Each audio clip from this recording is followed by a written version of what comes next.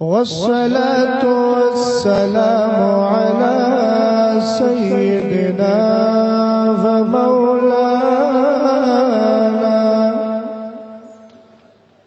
ومولانا محمد قرة العيون والفؤاد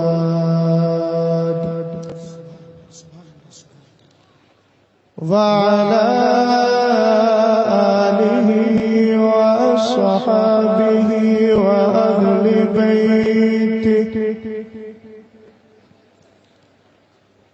وأهل بيته وعلماء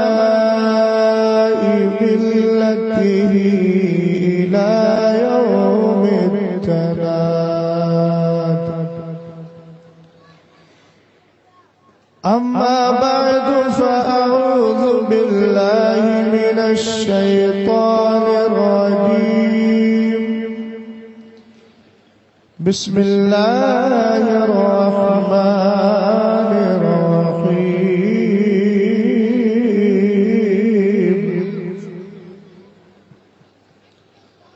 إن الذين آمنوا وعملوا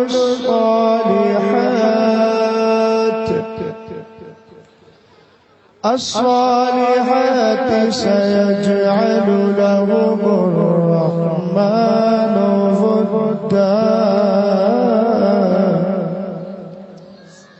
صدق الله العظيم. غوث اعظم بمن بسر سما مدد قبلہ دی مدد کعبہ امام مدد بگردہ بے بلا افتادہ کشتی ضعیفان شکستہ رات پشتی بحق خواجہ زمان ہارونی مدد کل یا معین دین چشتی. قادری نعرہ غوث اعظم میزنم دمزش احمد رضا قطب عالم میزنم. قادری کر قادری رکھ قادریوں میں اٹھا قدر عبد القادر قدرت نما کے واسطے.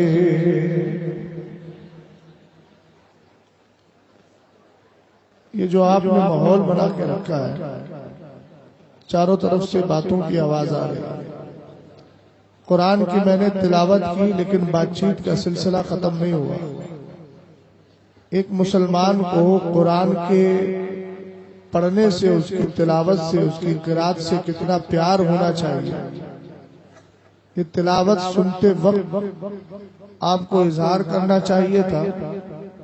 میں ادھر والوں سے خاص طور سے عرض کروں گا کہ ماحول کو پرسکون بنائیے. اگر گفتگو سماعت کرنا ہے تو بات چیت بالکل نہ کریں اور آنے جانے میں اگر کوئی پریشانی ہو رہی ہے تو تھوڑا راستہ چھوڑ کر کے آپ بیٹھیں تاکہ نکلنے والا آسانی سے نکل جائے. اور مجھے کچھ ایسا بھی محسوس ہو رہا ہے کہ مرد و زن کا اختلاط ہے تو جو مرد ادھر کھڑے ہیں میں ان سے گزارش کروں گا تھوڑا آگے آئے اور عورتوں سے کہوں گا تھوڑا پیچھے جائیں تاکہ دینی جلسے سے دینی پیغام بھی کم سے کم حاصل ہو. یہ کوئی دنیاوی محفل تو ہے نہیں کہ جہاں شریعت کے قانون کا پوری طریقے سے مذاق اڑایا جا رہا ہو. یہ قطعاً نہیں ہونا چاہیے. آپ حضرات تھوڑا تفریق کریں, سمجھدار لوگ ہیں. عورتیں پیچھے ہٹیں, مرد تھوڑے آگے آئیں اور بیچ میں کچھ گیپ رہنا چاہیے تاکہ شریعت کے قانون کی مکمل پاسداری رہے. آپریٹر صاحب اگر بیٹھے ہیں تو ان سے میں گزارش کروں گا کہ اس کو آپ مائک کو ٹھیک کیجیے. آپ کا مائک تھوڑا سا گلا پکڑ رہا ہے. ہم لوگ تقریباً ہر دن تقریر میں ہی رہتے ہیں اور میں تو ویسی بھی دن میں کلاس کرنا رہتا ہے اس لیے نیند نہیں ہو پاتی ہے. تو آپ اپنے مائک کو تھوڑا سدھاریے. اس میں ریپیٹ کچھ زیادہ ہے جو تقریر کے حساب سے درست نہیں ہے، اس کو صحیح کر لیں. کدھر بیٹھے ہیں آپریٹر صاحب؟ اچھا آسمان میں.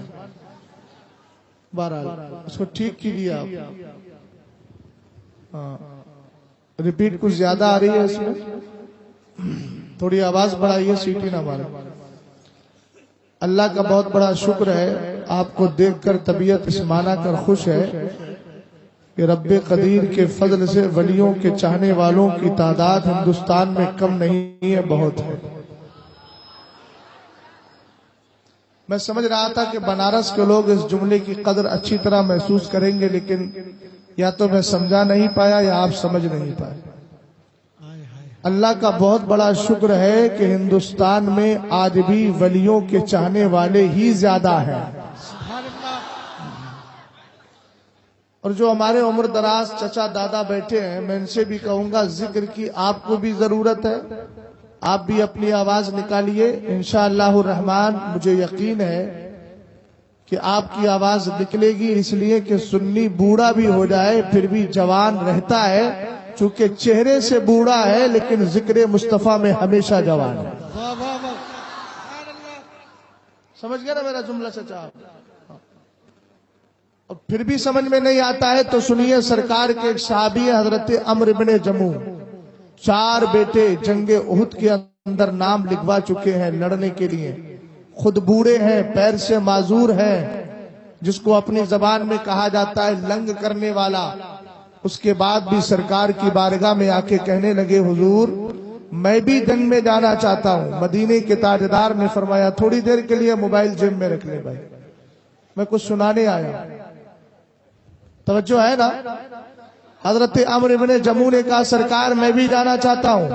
میرے نبی علیہ السلام نے قرآن کی آیت سنائی لیس علی الاعمى حرج ولا علی الاعرج حرج. فرمایا جو نابینا ہو اس پر بھی جہاد فرض نہیں، جو پیر سے معذور ہو اس پر بھی جہاد فرض نہیں. محبت بھرا جملہ دے رہا ہوں، دیکھتا ہوں بنارس کے لوگ سمجھداری سے اس کا استقبال کریں گے کہ نہیں. سرکار کی بارگاہ میں ان کے 4 جوان بیٹوں نے جنگ میں جانے کے لیے نام لکھوا دیا ہے. پیر سے معذور ہیں، عمر بھی بوڑھی ہو چکی ہے، سن رسیدہ ہے، عمر دراز ہے. سرکار علیہ السلام نے فرمایا تم پر ویسی بھی جہاد فرض نہیں، ایک تو بڑھاپا بھی ہے، دوسری بات یہ ہے کہ تمہارا پیر لنگ کرتا ہے، معذور ہو. رسول کریم کی بارگاہ میں عرض کرنے لگے آقا جب میرے 4 بیٹے شہید ہو کر جنت کی سیر کریں گے تو کیا میں اس لائق نہیں ہوں کہ میں بھی جنت کی سیر کر سکوں؟ اب تو میں سمجھتا ہوں کہ ہمارے عمر دراز حضرات سمجھ گئے ہوں گے میں کہاں لے جانا چاہتا ہوں.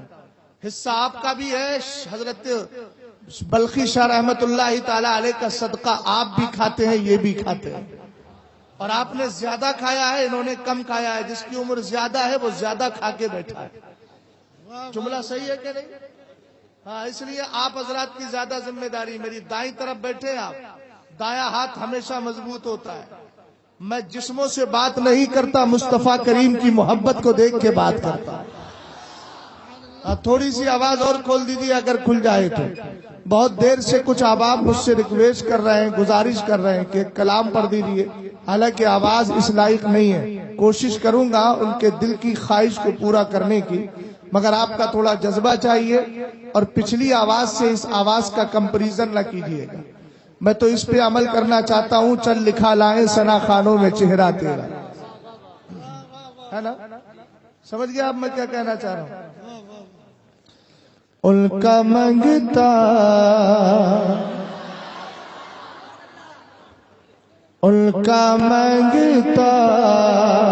ہوں جو منگتا نہیں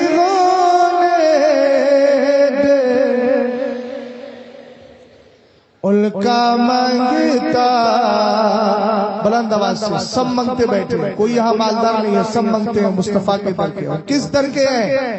جس کے لیے بریلی کے امام کہتے ہیں اس گلی کا گدا ہوں میں جس میں، فخر کے ساتھ اس گلی کا گدا ہوں میں جس میں مانگتے تاجدار پھرتے ہیں. اب میرے ساتھ مل کے پڑھیے. ان کا مانگتا ہو جو مانگتا نہیں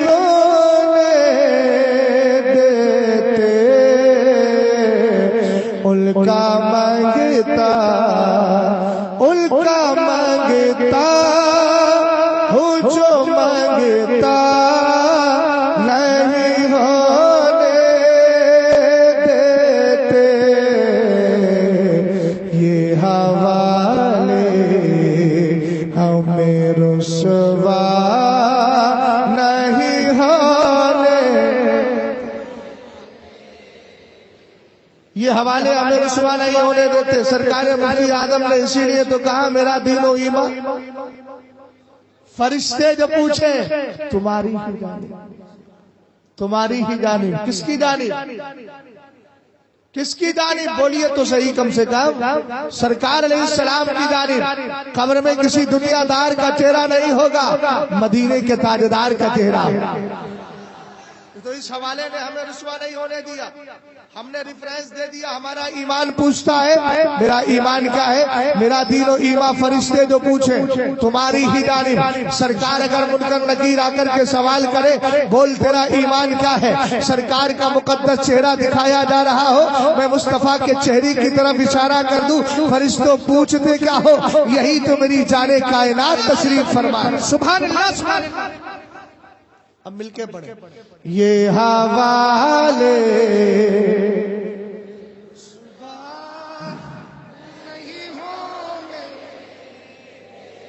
اپنے منگتوں کی وہ فہرست میں رکھتے ہیں ہمیں,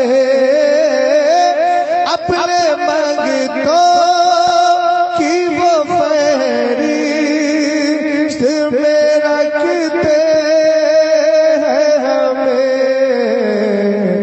ہم کو محتاج کسی کا نہیں ہونے, ہم کو محتاج کسی کا. اونچی آواز میں بولیے, جس کا کھاتے ہو کم سے کم اظہار تو کر دو نا. مفتی اعظم کہتے ہیں کھاتے ہیں تیرے در کا. کہا گئے بھئی کھاتے ہیں تیرے در کا, پیتے ہیں تیرے در کا, پانی ہے تیرا پانی, دانا ہے تیرا. آپ کہیں گے مولانا پانی مصطفیٰ کا ہے, دانا مصطفیٰ کا. میں نے کہا اعلیٰ حضرت رضی اللہ تعالیٰ عنہ کے والد بزرگوار علامہ نقی علی خان, ایک جملہ میں آپ کو بہت ذمہ داری کے ساتھ بتائے دیتا ہوں, چونکہ اجازت یہ حکم تھا اس لیے میں نے 2-4 شعر پڑھ دیے. میں چاہ رہا ہوں کہ تھوڑی دیر, بہت دنوں کے بعد آیا ہوں بنارس, تو کچھ دیر بیٹھ کر کے گفتگو کر لی جائے. توجہ فرمائیے گا. ہماری ہر محفل میں اعلیٰ حضرت, اگر ہمیں میلاد مصطفیٰ کی بات آئے تو اعلیٰ حضرت, اور اس کی بات آئے تو اعلیٰ حضرت, غوث پاک کی محفل ہو تو اعلیٰ حضرت. اس میں کچھ ہمارے بھائیوں کے ذہن میں عجب طریقے سے خیال آتے ہیں, خاص طر کچھ ایسے لوگ ہوتے ہیں ہر جگہ اعلیٰ حضرت, ہر جگہ اعلیٰ حضرت. میں نے کہا کیوں نہ کروں اعلیٰ حضرت کا تذکرہ, اس لیے کہ جب مصطفیٰ کریم کی عظمت پہ حملہ ہوا تب اعلیٰ حضرت کتاب لکھتے نظر آ رہے ہیں. اگر غوث پاک کی شان کی بات آئی تب اعلیٰ حضرت کتاب لکھ رہے ہیں. اگر سائنس کے رد کرنے کی بات آئی تو اعلیٰ حضرت کتاب لکھ رہے ہیں.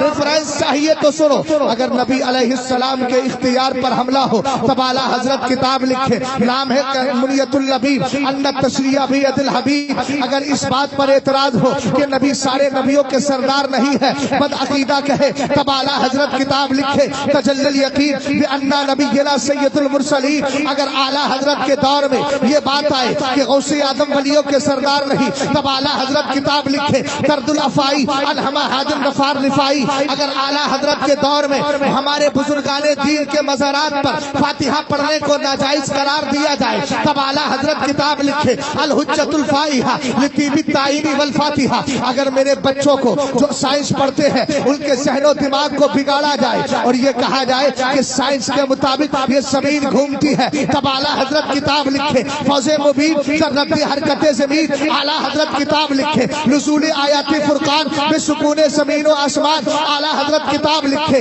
فوز مبین, اور یہ کتاب لکھ کر یہ نظریہ بتا دے نہ آسمان گھومتا ہے نہ زمین گھومتی ہے, بلکہ آسمان کے اندر جتنی چیزیں ہیں وہ سب گردش میں ہے. میں نے کہا اعلیٰ حضرت کا تذکرہ کیوں نہ کروں. اگر تمہارے گھر میں انتقال ہو جائے تم تیجا کرو, 40واں کرو, اسی طریقے سے برسی کرو. وہاں بھی بدعقیدہ اعتراض کرے تب اعلیٰ حضرت کتاب لکھتے چلے جائے الحجت الفائحہ. اگر اعلیٰ حضرت کے دور میں اس بات پر حملہ ہو کہ ان ولیوں کی قبروں کو کہا جائے یہ مٹی کے ڈھیر ہے، حضرت شاہ بلخی کے عرس میں آنے والوں پیغام لے کر کے جاؤ، وہابی نے چھوڑا کس کو ہے؟ غوث کی قبر کو مٹی کا ڈھیر کہے، خواجہ کی قبر کو مٹی کا ڈھیر کہے، شاہ بلخی کی قبر کو مٹی کا ڈھیر کہے۔ اب ایسی صورت میں اعتراض ہو، ہم تو اپنے کاموں میں لگے ہیں، بنارس کا آدمی ساڑی بننے میں لگا ہے، ساڑی بنانے میں لگا تھا، اس وقت بھی زمانے قدیم سے کام ہو رہا ہے۔ اعلیٰ حضرت کے دور میں کوئی اپنا کاروبار کر رہا ہے، کوئی گھر بار چلا رہا ہے، مگر امام محمد رضا خان بریلی کی سرزمین پہ بیٹھ کر قلم سے کتاب لکھ کر وہابیوں سے تمہارے عقیدے کی حفاظت کر کے وہابیوں کے سامنے کہتا ہے جو حضرت حسان نے کہا تھا، لسانی صارم لا عیب فیہ، لسانی صارم لا عیب فیہ، فرمایا اے مصطفیٰ کے گستاخو، حسان کی زبان نہیں ہے، کاٹنے والی تلوار ہے۔ تب اعلیٰ حضرت کہنے لگے مصطفیٰ کے دشمنوں سے دل کے رضا ہے خنجر خوخار برقبار، آدھا سے کہہ دو خیر منائے بشر کرے۔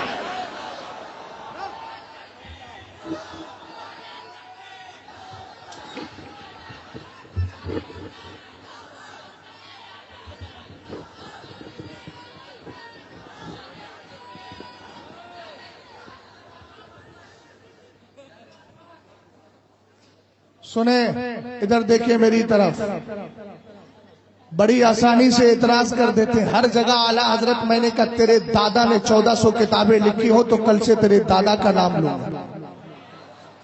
نہیں ملتا تجھے کوئی۔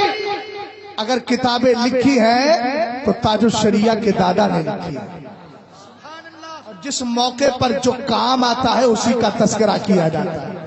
اللہ نے ہر ولی کو الگ الگ خوبی عطا فرمائی ہے۔ آپ دیکھیے اگر آپ کو غریب پروری اور غریب نوازی سیکھنا ہے تو بڑے چلے جائیے شہنشاہ اجمیر کی بارگاہ میں، اگر آپ کو اپنی روحانیت کو سنوارنا ہے، آسیبی خلل کو دور کرنا ہے تو چلے جائیے کچھوچا مقدسہ سرکار مخدوم اشرف جہانگیر سمنانی کی بارگاہ میں، اگر آپ کو صبر سیکھنا ہے تو چلے جائیے صابر پاک کلیری کی بارگاہ میں، اگر آپ کو نظام سیکھنا ہے تو خواجہ نظام الدین اولیاء کی بارگاہ میں چلے جائے، اور اگر آپ کو اور بھی بہت ساری تصوف میں مہارت حاصل کرنا ہے چلے جائیے بلگرام شریف، انشاءاللہ الرحمن آپ کو سبع سنابل شریف جیسی کتاب مل جائے گی۔ لیکن اگر آپ کو سرکار علیہ الصلوۃ والسلام کی ذات پر ہونے والے حملوں سے نمٹنا ہے اور مصطفیٰ کریم علیہ السلام کے دشمنوں کے سامنے ایک ننگی تلوار کھڑے ہو بن کر کے کھڑے ہونا ہے تو اس وقت ضرورت پڑے گی امام احمد رضا خان فاضل بریلوی رضی اللہ تعالیٰ عنہ کی۔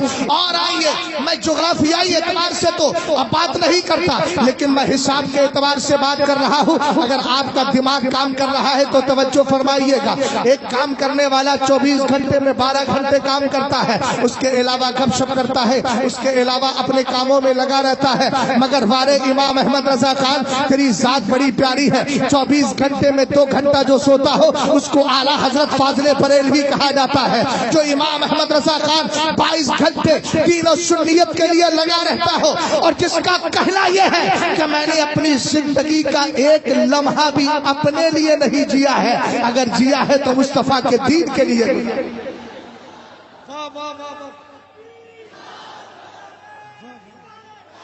کیا کہنے مفتی صاحب حق ہے، سبحان اللہ۔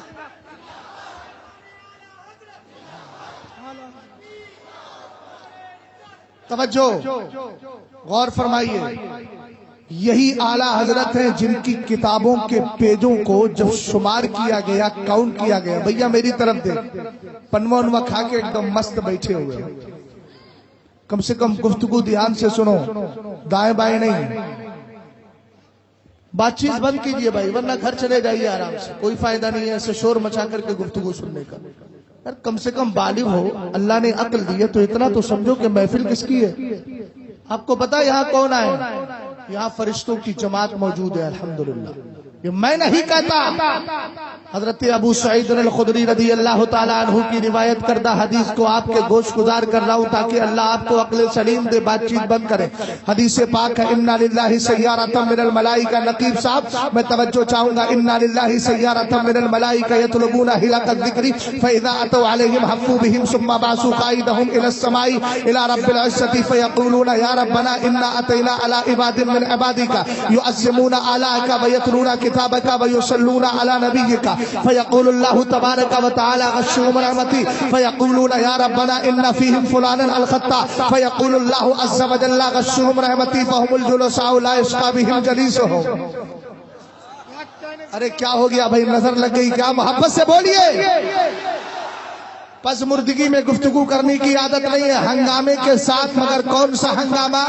ایسا ہنگامہ جس کو اعلیٰ حضرت کی زبان میں کہوں کیوں رضا آج گڑی سونی ہے. اللہ اللہ اللہ اللہ. اگلا مصرع یاد ہے نا؟ اٹھ میرے دھوم بچانے والے. بچانے والے. توجہ ہے نا؟ توجہ فرمائیے گا. میں نے ایک دعویٰ کیا تھا چچا، دعویٰ یہ کیا کہ اس مقام کے اندر فرشتوں کی جماعت موجود ہے. میرے نبی علیہ السلام فرماتے اللہ کے فرشتوں کی ایک جماعت ہے جس کی ذمہ داری ہے کبھی ادھر ہے کبھی ادھر ہے، کبھی لوہتا ہے کبھی ادھر، کبھی بنارس کینٹ کے اندر چلی گئی، کبھی بریلی میں ہے تو کبھی رامپور میں ہے، کبھی مراد آباد میں ہے، کبھی آپ کے گوپی گنج میں ہے تو کبھی بنارس میں. اس طریقے سے گردش کرتی ہے. آپ کہیں گے ذمہ داری کیا ہے؟ ہر آدمی کی توجہ میری طرف ہونا چاہیے. حدیث پاک کا ترجمہ سماعت کیجیے.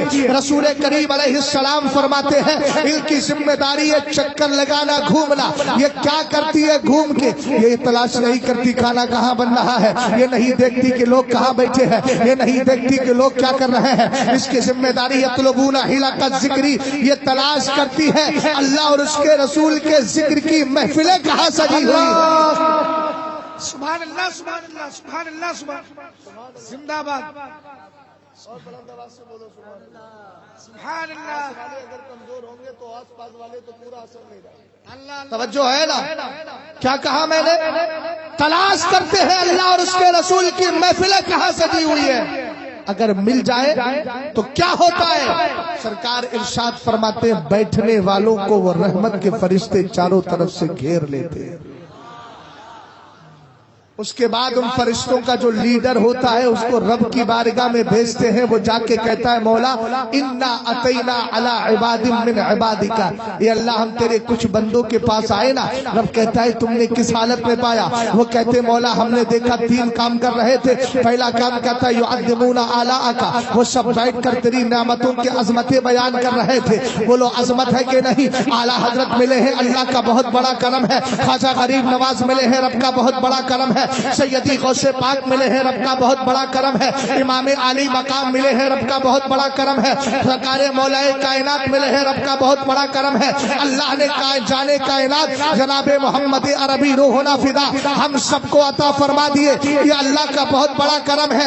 ارے میاں ولیوں کی شان رب خود بیان کرتا ہے. اولیائی من عبادی الذین یذکرون بذکری یذکرون بذکری واذکر بذکرہم. رب فرماتا ہے میرے ولی ان بندوں میں سے ہے جن کا ذکر میرے ذکر کے ساتھ کیا جاتا ہے اور میرا ذکر ان کے ساتھ کیا جاتا ہے. تو آپ اس سے سوال کا جواب سمجھ میں آ گیا.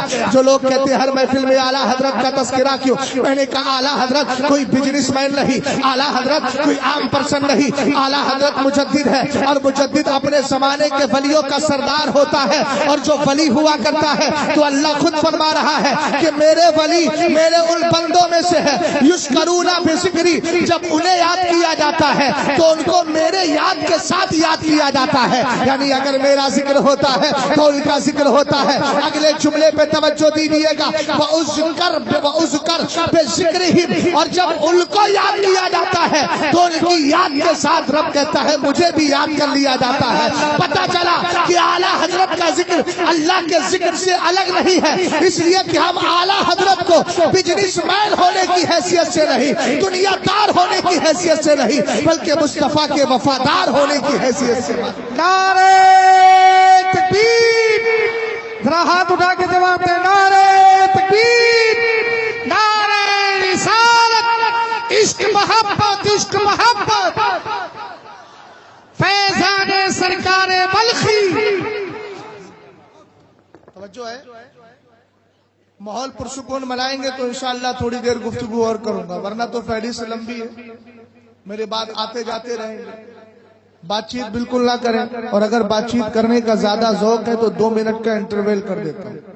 آپ پہلے دل سے بات کر لیجئے، پھر آپ کی طبیعت کرے تو سن لیجئے. کیا خیال ہے؟ لگ رہا آپ کو آواز آ رہی ہے نا؟ یہی محفلیں ہیں. اوپر کون بول رہا ہے؟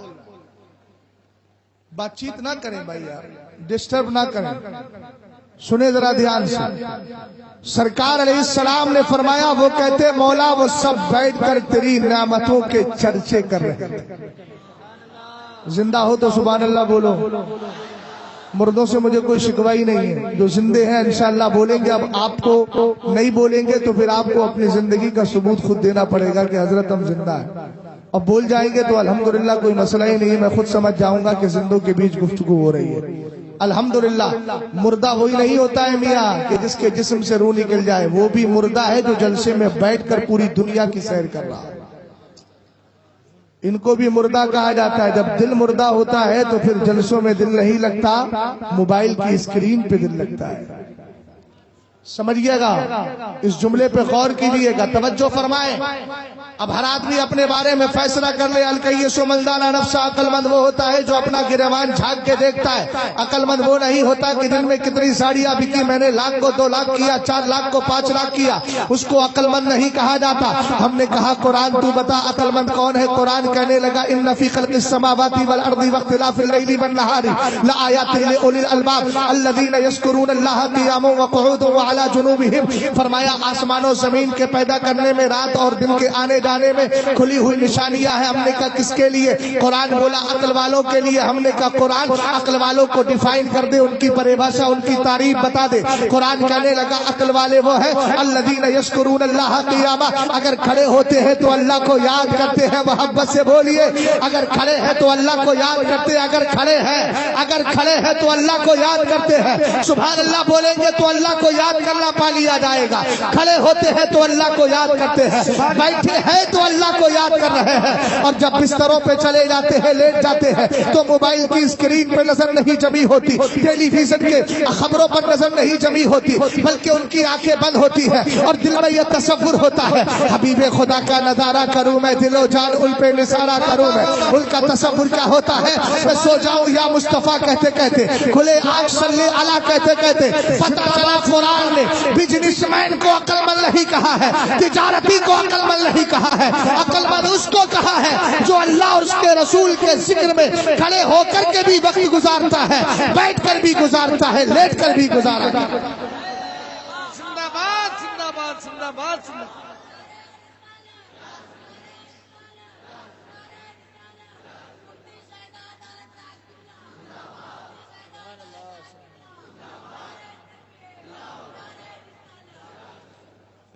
سرکار نے ارشاد فرمایا وہ بیٹھ کر، فرشتہ کہتا ہے مولا وہ سب بیٹھ کر تیری نعمتوں کے چرچے کر رہے ہیں. کتنی باتیں ہیں؟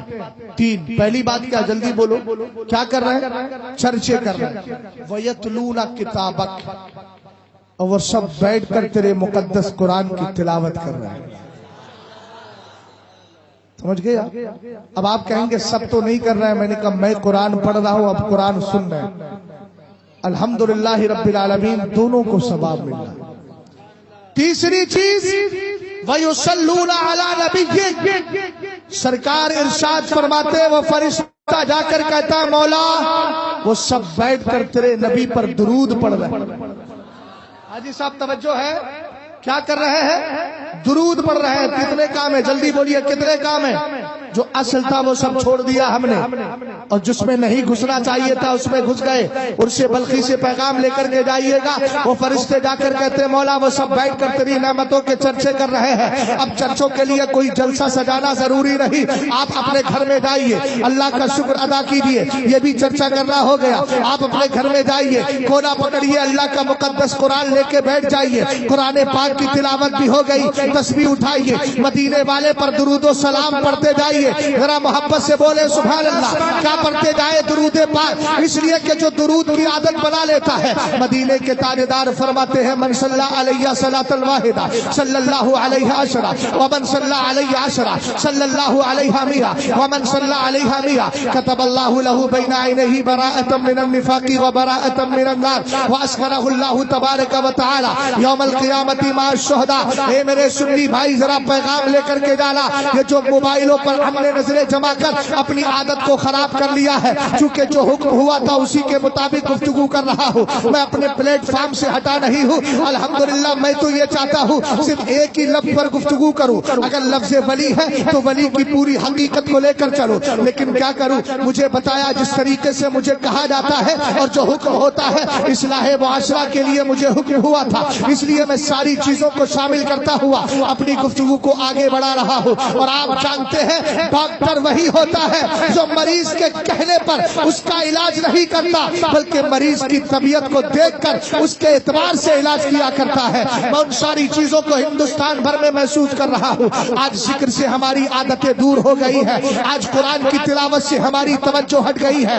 توجہ فرمائیے گا، اپنی زبان پر مدینے والے کا ذکر رکھیے، اور کیسے رکھیے؟ اگر آپ اپنے کارخانے میں کام کر رہے ہیں، کام بے شک کیجیے، لیکن زبان سے پڑھتے جائیے اللہ رب محمد صلی اللہ علیہ وسلم، لہل عباد محمد صلی اللہ علیہ وسلم، اور نماز پنجگانہ بھی پڑھے، فرائض و واجبات کے بعد سرکار کی بارگاہ میں درود پڑھے۔ اور درود پڑھنے والوں کے لیے کمال کیا ہے؟ سرکار فرماتے اگر ایک بار درود پڑھو گے اللہ تم پر 10 بار درود بھیجے گا، اور اگر 10 بار پڑھو گے اللہ تم پر 100 بار بھیجے گا، اور اگر 100 بار پڑھنے کی عادت بنا لی ہے 3 انعام ملیں گے۔ کتنے؟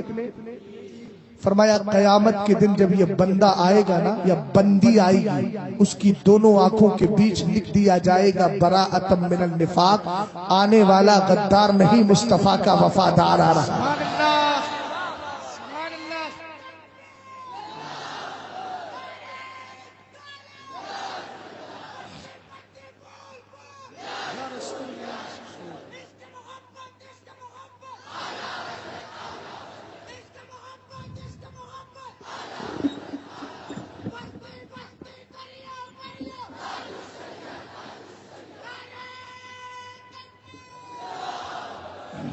توجہ ہے، پہلا انعام کیا ہے؟ لکھ دیا جائے گا۔ پتہ چلا یہ وہابی بہت خطرناک ہے، اس لیے خطرناک ہے کہ 40 دن کا چلہ کرانے کے بعد کہتا ہے درود نہ پڑھو، اور ایسا ہٹاتا ہے کہ پھر سنی معاذ اللہ اگر بہک گیا تو پھر نہ فجر میں درود پڑھتا ہے، نہ عصر میں، نہ محفل میں، نہ ادھر نہ ادھر۔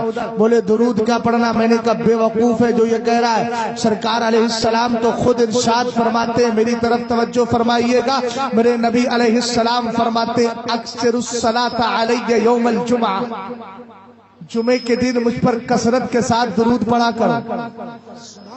کیا بولا میں نے؟ بولیے کون سے دن؟ جمعے کے دن کثرت کے ساتھ۔ سرکار ارشاد فرماتے ہیں فَإِنَّهُ يَوْمُ الْمَشْهُودُ تَشْهَدُهُ الْمَلَائِكَةُ، فرمایا یہ وہ دن ہے جس دن خود فرشتے بھی آتے ہیں، اور آتے ہی نہیں بلکہ کرتے کیا ہے؟ مدینے کے تاجدار فرماتے ایک حدیث میں اکثر الصلاۃ علیہ فی، جمعے کے دن مجھ پہ کثرت کے ساتھ درود پڑھا کرو، فإن صلاتکم معروضۃ علیہ، فرمایا تمہارا درود تمہارے نبی کی بارگاہ میں پیش کیا جاتا ہے۔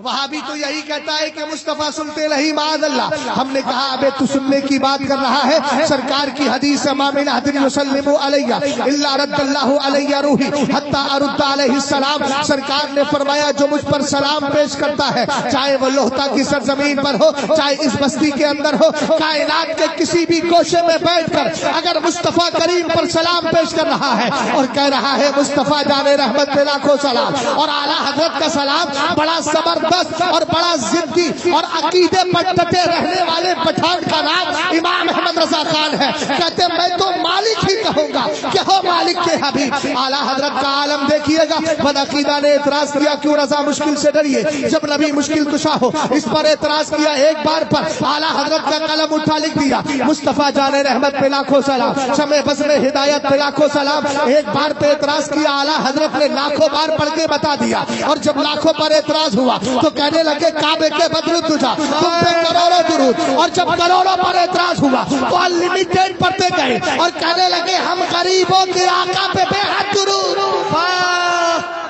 نعرہ تکبیر، نعرہ رسالت، تعلیمات اعلیٰ حضرت، عشق محبت عشق محبت عرس سرکار بلخی فیضان سرکار بلخی سرزمین کٹوا بنارس.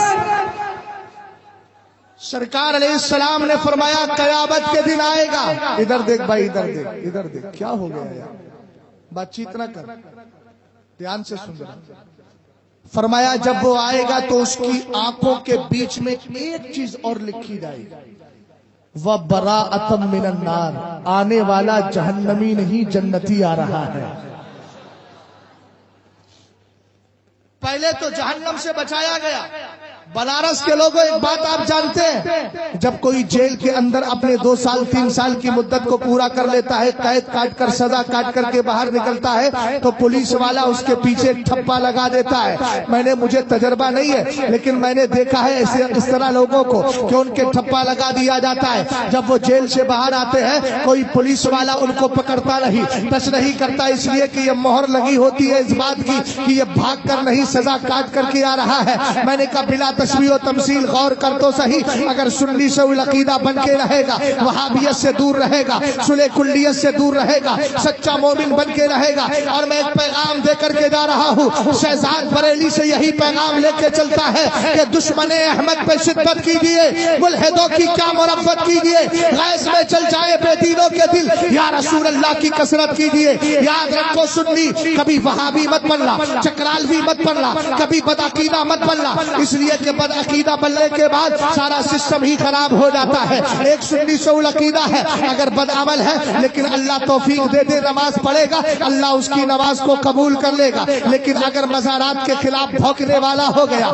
سرکار کے اختیار پہ حملہ کرنے والا ہو گیا، نبی کے غیب پر حملہ کرنے والا ہو گیا، اگر بدعتی اور بد مذہب بن گیا تو سنو مدینے کے تاجدار فرماتے ہیں لا يقبل اللہ تبارک و تعالی لصاحب البدعۃ صلاۃ ولا صوما ولا صدقة ولا حجا ولا عمرة ولا جهادا في سبيل الله ولا صرفا ولا عدلا يخرج من الاسلام كما تخرج الشعرة من العجين. سنو ذرا، کبھی بھی بد مذہب بد عقیدہ مت بننا، نہ رافضی بننا ہے، نہ وہابی بننا ہے، نہ وہابی سے دوستی کرنا ہے. وہابی بنتا کیسے ہے؟ کوئی فیکٹری نہیں ہے. ہاں لیکن وہابی کیسے بنے گا؟ وہابی مدرسے میں جانا شروع کر دے، اس کے بعد اس کے نظریات اس میں آنے لگتے ہیں، ان کی مسجدوں میں نماز پڑھنا شروع کر دے. اور ایک طریقہ اور ہے، اگر وہ نماز بھی نہ پڑھے، ان کے عقیدے بھی نہ لے، لیکن وہابی کا رد کیا جائے تو سنی کا چہرہ سکڑنے لگے. میں نے کہا برا تجھے نہیں کہا جا رہا ہے، ان بروں کو برا کہا جا رہا ہے جنہوں نے مصطفیٰ کی گستاخیاں کی ہے.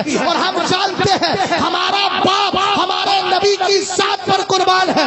باپ کو گالیاں دے گا برداشت کریں گے، مصطفیٰ کی ذات کو گالیاں دے گا کبھی برداشت نہیں کر سکتے. اس لیے کہ ہمارے باپ کو گالی دینے سے ایمان نہیں جاتا ہے، لیکن مصطفیٰ کو گالی دینے سے ایمان تباہ ہو جاتا ہے. اور ہم تو یہی کہتے ہیں انہیں جانا انہیں مانا، نہ رکھا غیر سے کام. اور نتیجہ کیا ہوا؟ للہ الحمد میں دنیا سے مسلمان.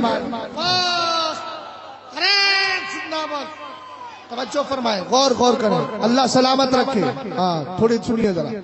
سرکار نے فرمایا بدعتی کی اللہ نماز بھی قبول نہیں کرتا. اونچا بولو یار، بولو نا کم سے کم.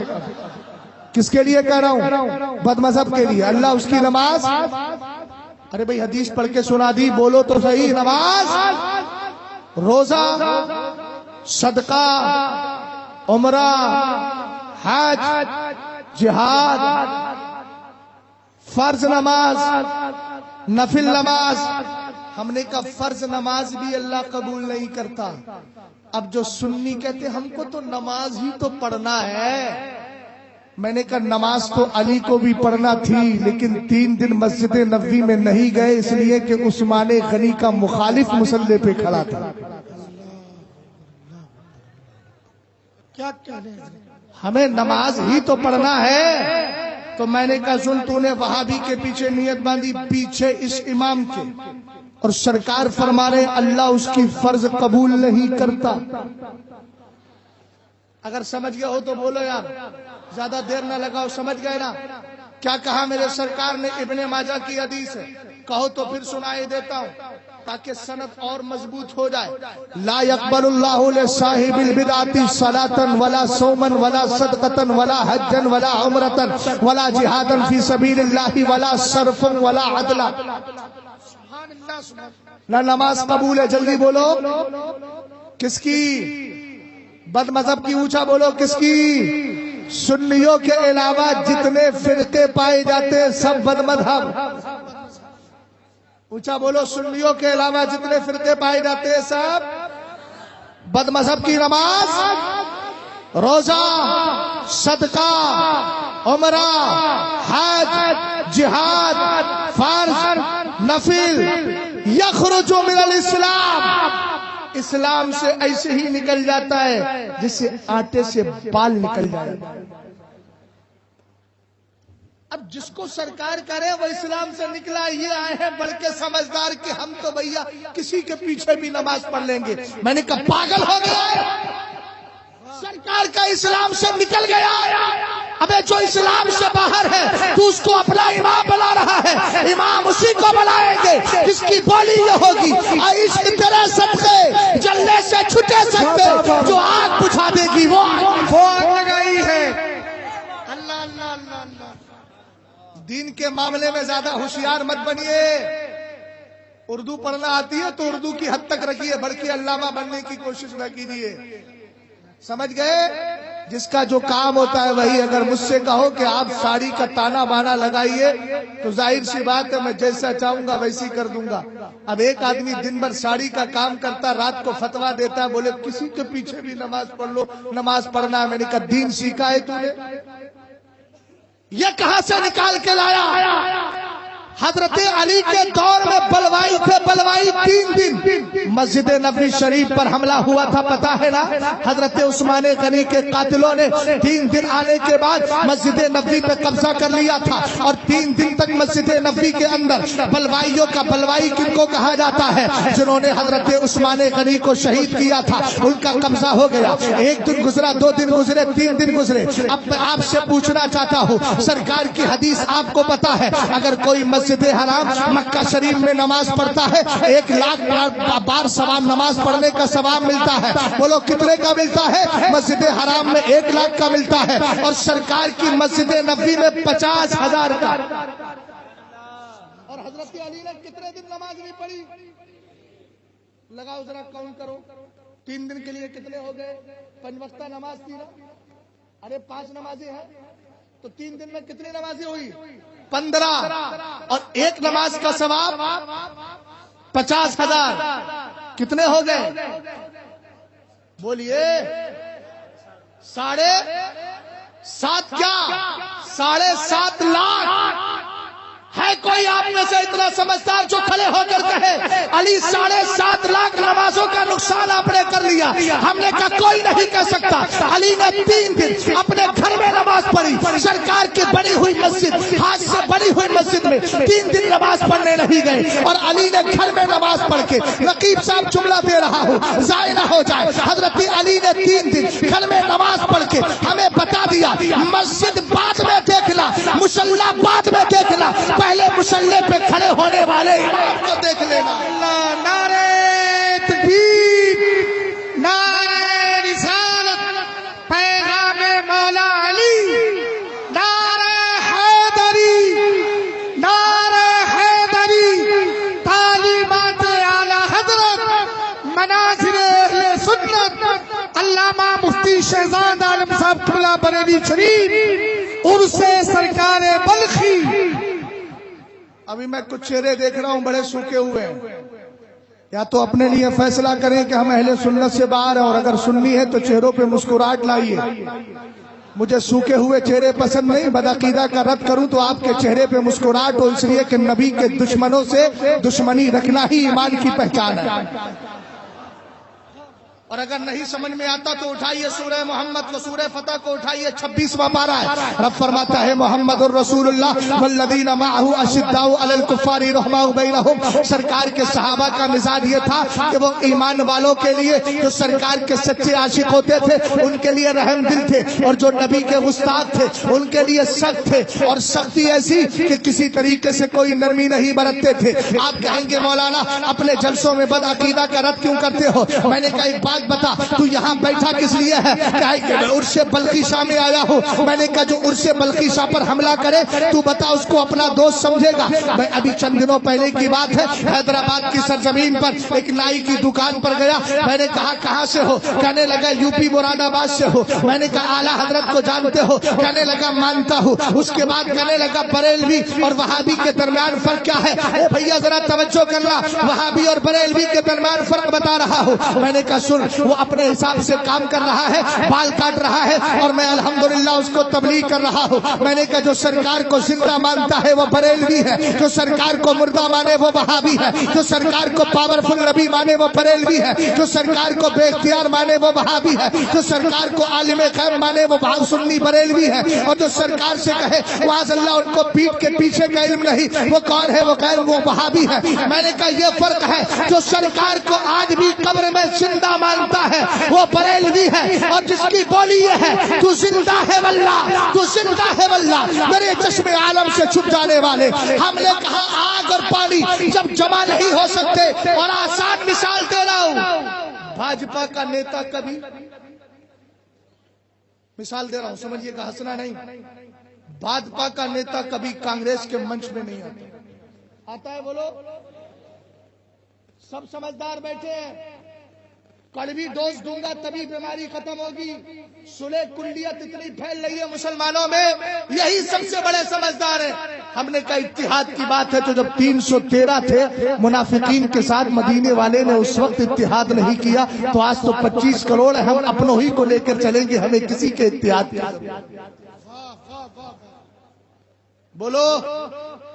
سیاست میں یہ اصول بنائے، چچا میری طرف دیکھیے، میری طرف دیکھیے، چہرے پہ مسکراہٹ لائیے، مجھے چہرے پڑھنا بھی آتے ہیں الحمدللہ، 12-13 سال ہو گئے پڑھاتے ہوئے، اس میں کچھ میرے شاگرد بھی بیٹھے ہیں، مجھے سمجھ میں آ جاتا ہے کہ کون کس طریقے سے میری گفتگو کو سن رہا ہے۔ اللہ سلامت رکھے آپ کو، ذرا محبت سے بولے سبحان اللہ، اور پیار سے بولے سبحان اللہ۔ میں نے کہا کہ دنیا میں اصول بنا دیا گیا کہ ایک پارٹی کا بندہ دوسرے میں نہیں آتا، جبکہ آ جائے تو شرعی اعتبار سے آپ دیکھیے خرابی تو سبھی میں ہے نا۔ بولو، یہ دنیا کا اصول ہے کہ اس کی پارٹی والا ادھر نہیں آئے گا۔ ہم نے کہا جب کہ وہ محض سیاست اور دنیا ہے تو جو ایمان کا مسئلہ ہے ادھر سے ادھر گھال میں کیوں ہو جاتا ہے؟ اس کا کیا مطلب؟ مطلب یہ ہے کہ اسلام چاہتا ہے یک رنگی، ایک در پکڑ اور مضبوطی سے پکڑ، اور پکڑ کے کہے بخدا خدا کا یہی ہے،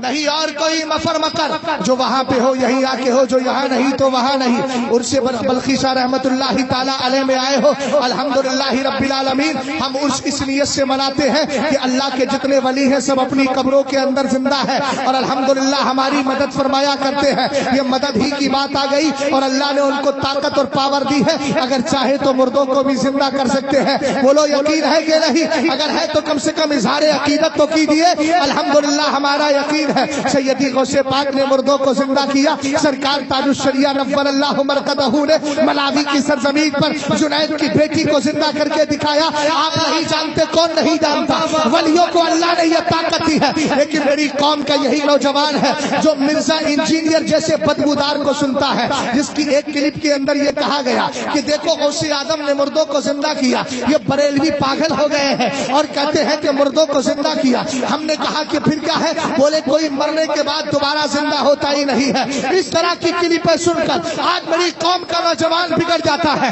میں نے کہا یہ جھوٹ بول رہا ہے، قرآن میں کتنے مردوں کے کے زندہ ہونے کی بات کہی گئی۔ حضرت موسیٰ علیہ السلام کا دور ہے، آپ کو معلوم ہے ایک شخص کو قتل کر دیا گیا، قاتل کا پتہ نہیں چل رہا تھا۔ قرآن پاک کی آیت کریمہ ہے وَإِذْ قَالَ مُوسَىٰ لِقَوْمِهِ یا وَإِذْ قَالَ مُوسَىٰ لِقَوْمِهِ إِنَّ اللَّهَ يَأْمُرُكُمْ أَن تَذْبَحُوا بَقَرَةً۔ قرآن پاک کہتا ہے حضرت موسیٰ نے اپنی قوم سے کہا کہ اللہ تمہیں حکم دیتا ہے ایک گائے کو ذبح کرو۔ اب دیکھیں ایک قاتل ایک مقتول کو قتل کر دیا گیا، لوگوں نے قتل کر دیا ہے، قاتل کون ہے پتہ ہی نہیں چل رہا ہے۔ حضرت موسیٰ سے رب نے کہا ان سے کہو گائے کرے۔ گائے کی پوری کیفیت نوعیت کنڈیشن بتائی گئی، اس گائے کو ذبح کیا گیا، اس کے جسم کا ایک حصہ اس مردے کے جسم پہ لگایا گیا اور وہ مردہ زندہ ہو گیا۔ پتہ یہ چلا اللہ نے نبیوں کو اور ولیوں کو یہ طاقت دی ہے کہ وہ مردوں کو چاہے تو زندہ بھی کر سکتے ہیں۔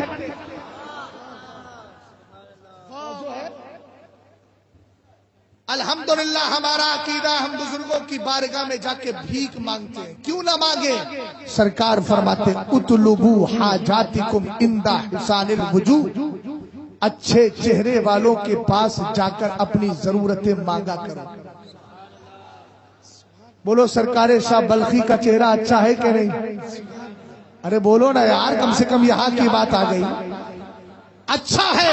اور سرکار فرما رہے اچھے چہرے والوں کے پاس۔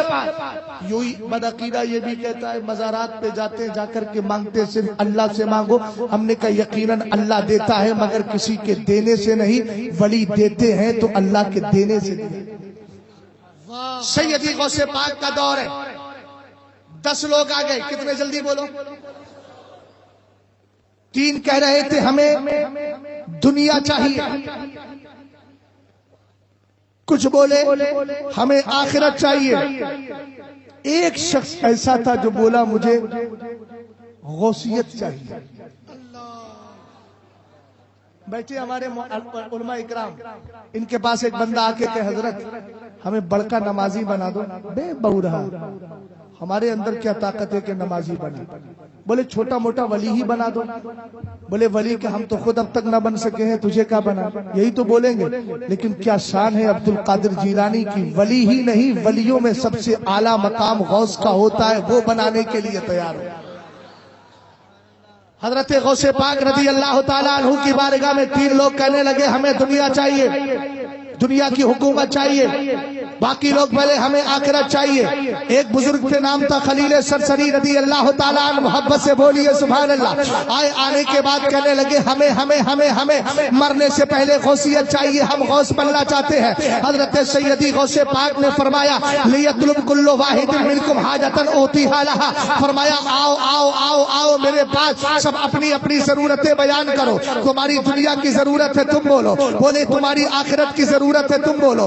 سب آ رہے ہیں بارگاہ غوثیت میں، اپنی اپنی ضرورت رکھ رہے ہیں۔ اعلیٰ حضرت نے اس واقعے کو بہجت الاسرار شریف کے حوالے سے اپنی کتاب فضیلت غوث اعظم میں لکھا۔ فرمایا جب سیدی غوث پاک کی بارگاہ میں آئے اور آنے کے بعد سب نے اپنی اپنی ضرورتیں رکھی، سیدی غوث پاک نے قرآن کی آیت پڑھی کلن نمد ہؤلاء وہؤلاء من عطاء ربک وما کان عطاء ربک محظورا۔ 15ویں پارے کی آیت کریمہ سورہ بنی اسرائیل کی۔ رب فرماتا ہے کہو کہو کیا کہنا ہے، ہم ان کی بھی مدد کریں گے، ان کی بھی مدد کریں گے، کن کی جو دنیا مانگنے آئے ہیں ان کی بھی مدد کریں گے، جو آخرت مانگنے آئے ہیں ہم ان کی بھی مدد کریں گے۔ اب سنیے گا وہاں بھی چکمہ کہاں دیتا ہے کہ دیکھو یہ سنی خدا کو چھوڑ کر مانگتے کس سے ہے؟ ولی سے مانگتے ہیں۔ ہم نے کہا پاگل ذرا ہوش کے ناخن لے، ہم خدا سے مانگتے ہیں مگر اس عقیدے کے ساتھ کہ خدا کسی کے دینے سے نہیں دیتا بلکہ اپنی ذات سے عطا فرما دیا کرتا ہے۔ عبد القادر سے مانگتے ہیں، عقیدے کے کرنے سے ہمیں عطا۔ حق ہے، زندہ باد زندہ باد زندہ باد۔ قرآن کی آیت پڑھی غوث اعظم نے، ہم ان کی بھی مدد کریں گے ان کی بھی، مگر من عطاء ربک، اپنی طرف سے نہیں، تیرے رب کی عطا سے۔ بولو بولو تیرے رب کے دینے سے۔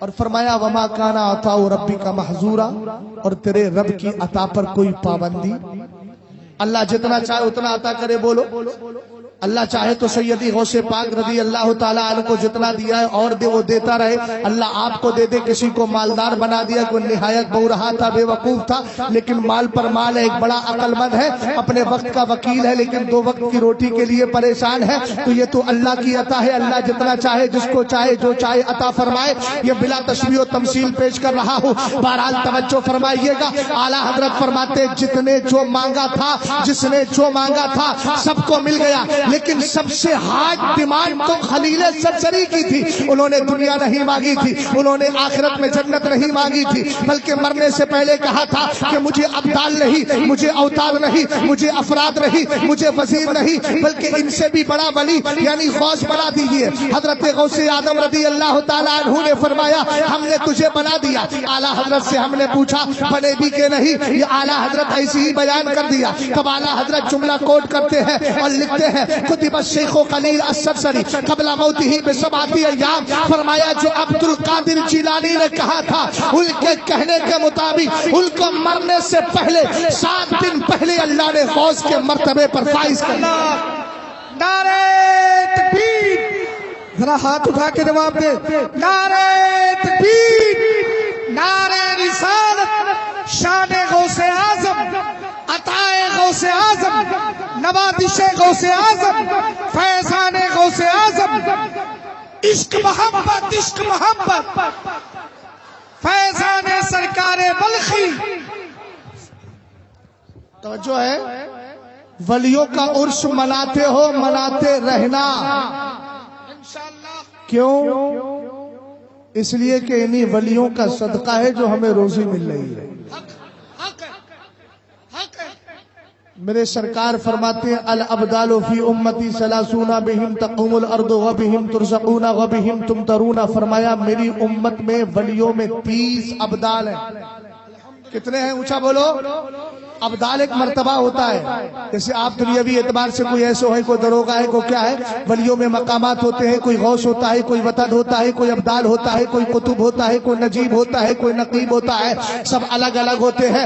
سرکار نے ارشاد فرمایا میری امت میں 30 ابدال ہے. اے میرے مولا یہ ابدال کیوں پیدا کیے؟ ایک بہت آسان مثال دے کر آپ کو ولی کی شان بتانا چاہتا ہوں. آپ نے دنیا بھر میں بہت سارے مزارات دیکھے ہوں گے. کوئی پہاڑ پہ بسا ہے, کوئی سمندر کے کنارے بسا ہے, کوئی کسی دریا کے کنارے بسا ہے, کوئی کسی جنگل میں بسا ہے. الگ الگ مزارات موجود ہے. کبھی آپ نہیں سوچتے کہ یار یہ ولی یہاں کیوں تشریف فرما ہے, آخر ان کا معاملہ کیا ہے؟ الگ الگ زمینوں پر ولیوں کو رکھا گیا, ان کی قبروں کو رکھا گیا ہے. توجہ فرمائیے گا, جب میں نے اس بارے میں غور کیا تو مجھے قرآن کی آیت یاد آئی وجعلنا فیہا رواسیا. اللہ فرماتا ہے ہم نے قرآن, ہم نے زمین کے اندر بڑے بڑے پہاڑ رکھے ہیں. وجہ کیا تھی؟ یہ جو پہاڑ کیوں رکھے گئے؟ اصل میں زمین پانی کے اوپر ہے. آپ جانتے ہیں کبھی گھر جائیے گا, کٹورے میں پانی لیجیے گا, اس میں تنکا ڈالیے گا, پھر کٹورے کو ہلائے تو پانی ہلے گا تو تنکا بھی ہلے گا. اس زمین کی حیثیت پانی کے سامنے وہی تھی. اللہ تعالیٰ نے کیا کیا؟